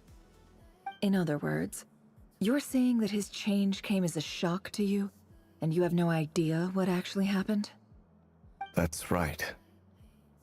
You mentioned how the Abyss tempted them, which led to their fall. But what did that look like in practice? And what other context can you give me about the events of that time? The more detail you can give me, the better. Strangely, now that it comes to it, I hardly know where to begin. The fateful night took place during the era of the Eclipse Dynasty. One day, my elder brother, the visionary, Vedifenir, was summoned to the palace by the Vinster King, only for the king to gouge out his eyes and cast him into the dungeons. When I came to hear of this, my fury knew no bounds. I gathered together every ally I thought I had, and together we set a night to storm the palace and free Ved. Centuries on, the memories of that night still haunt me like a never-ending nightmare. We broke through the palace gates, just like we had planned, each striking towards our separate targets. But then, I was betrayed. Even Vedafenir, the very person I had come to rescue, abandoned me and partook of the Abyss's power. So, it's personal after all. Then tell me, Mr. Dainsleif, what price are you willing to pay? You, of all people, must know that nothing comes for free. I cannot say what price would be worthy of such a commission. But know this. Rerir was not always a madman. Believe it or not, there was a time when he was just an ordinary man, working for the Conrian Intelligence Service. Uncovering the truth of Rerir's past is the only way to unravel this mystery. But before you decide if you will accept my commission, I will tell you more about him.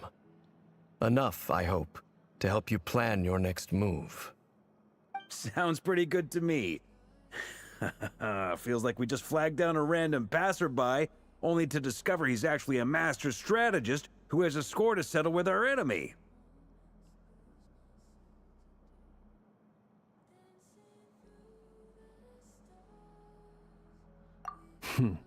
Can I borrow your halo? It could be useful in the lighthouse. Hey, enough with the wisecracks! Besides, isn't that lamp of yours bright enough already? Relax. It was meant to be a compliment. If that was a little over the top for your liking, I'll make sure to tone it down next time. I'll give your proposal some serious thought, Mr. Dainsleif. Let's speak in private once the meeting is over. Before that, there's a few things I'd like to share.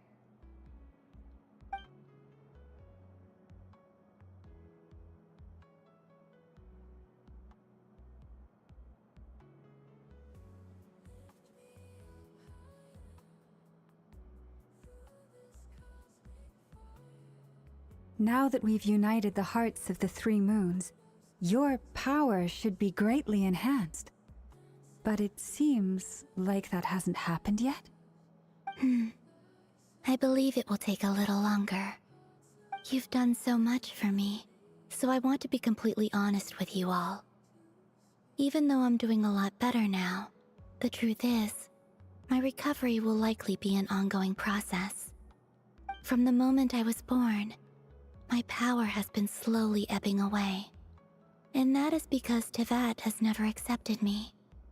Even with the moons united as one, it seems my rejection cannot be undone. So far, I have yet to find a solution. It may turn out to be a problem that will plague me until the day I finally leave this place behind. Even so, I will do everything in my power to help you drive out the Rayhir of Solnari. As Arlecchino put it, this is not about chasing the spoils of victory. It's just a gesture of heartfelt gratitude. Kutar.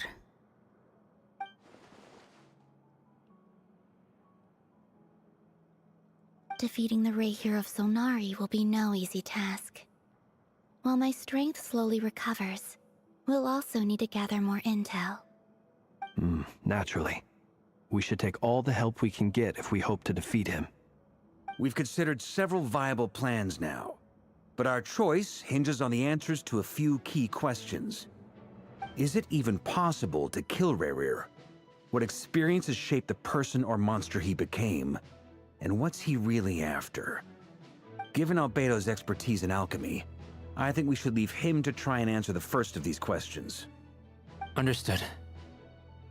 As for the other two, I'm afraid we'll have to count on you again, Miss Nefer. Believe me when I say it's not my wish to burden you. But right now, relying on your skills is our only option. So you're placing all your hopes on me, huh? We can't thank you enough for agreeing to help us. Honestly, I can hardly believe how lucky we are. You sure have a talent for changing your tune, Miss Moonchanter. Timid like Yehoda one moment, then flinches insincere flattery the next. Ladies, please. I must object to your portrayal of me. That's all. Feel free to keep bickering. Just pretend I'm not here. I almost don't want to leave this room. I'm curious to see how this plays out. I have faith in you, Miss Nefer. Something tells me you'll stand by us until the very end. Oh? And what makes you so sure of that? What if I suddenly decide that my compensation is insufficient? This isn't about the money. I can sense that you've got a deep-seated distaste for Rerir. And knowing you, that alone is motive enough. Look at them getting along so well. Like two peas in a pod. And I'm the one they accuse of insincere flattery. There is no justice. Miss Lauma, you have to understand something. Unlike you, I don't actually enjoy having everyone's hopes on my shoulders. Is that right? Well, maybe the fact that I'm willing to put my hopes in other people says more about me than you. But the fact is, I also trust you. And that's because I know that you're someone we can count on. Anyway, we've got our plan, so let's get moving. Mr. Dainsleif, let's talk. And Traveler, once we're finished, if you've nothing else planned, I'd like you to come with me. This whole experience is teaching me a lot. For instance, I now know that when other issues come up in the future, I'll have far more luck getting Lauma to convince Miss Nefer than trying to do it myself. Hate to say it, friend, but that's one of the funniest things I've heard in a while. Why? You think I've got it wrong? Quite the opposite. But what makes it so hilarious is how long it's taken you to realize.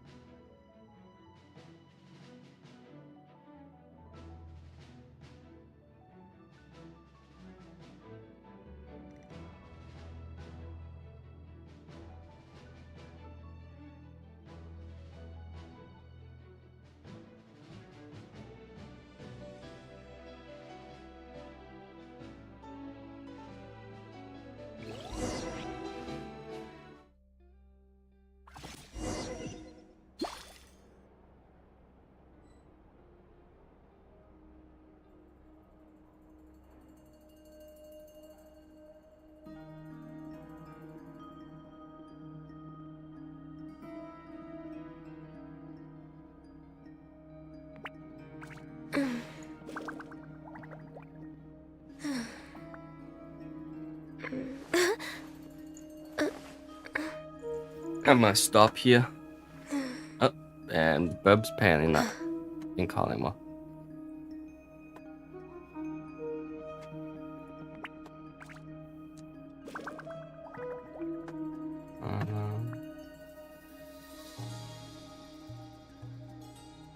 Okay.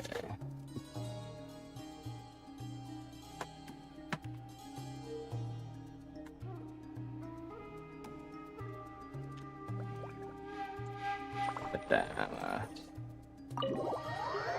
do this. Bye, welcome back, baby. And with that, I will be ending for today's stream. We'll do more of this on Monday.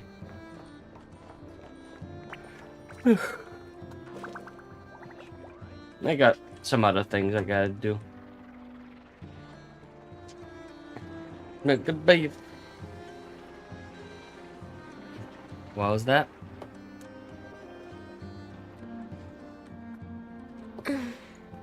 Oh, I meant today.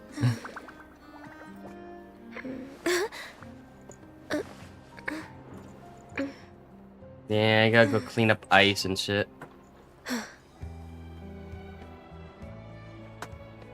I don't know what giant icicles are the thing, but there's a giant nice path outside. Anyway, goodbye everyone. Bye bye. Take care. Stay safe. Stay well.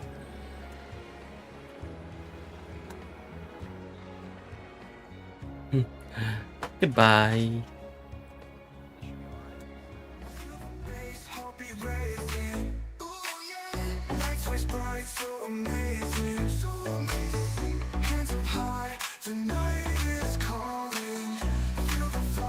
The beat is falling.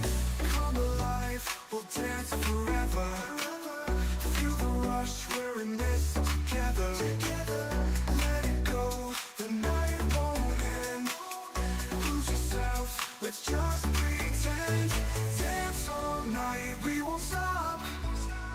Feel the beat, let it drop. Dance all night to the top. Feel the love in the club.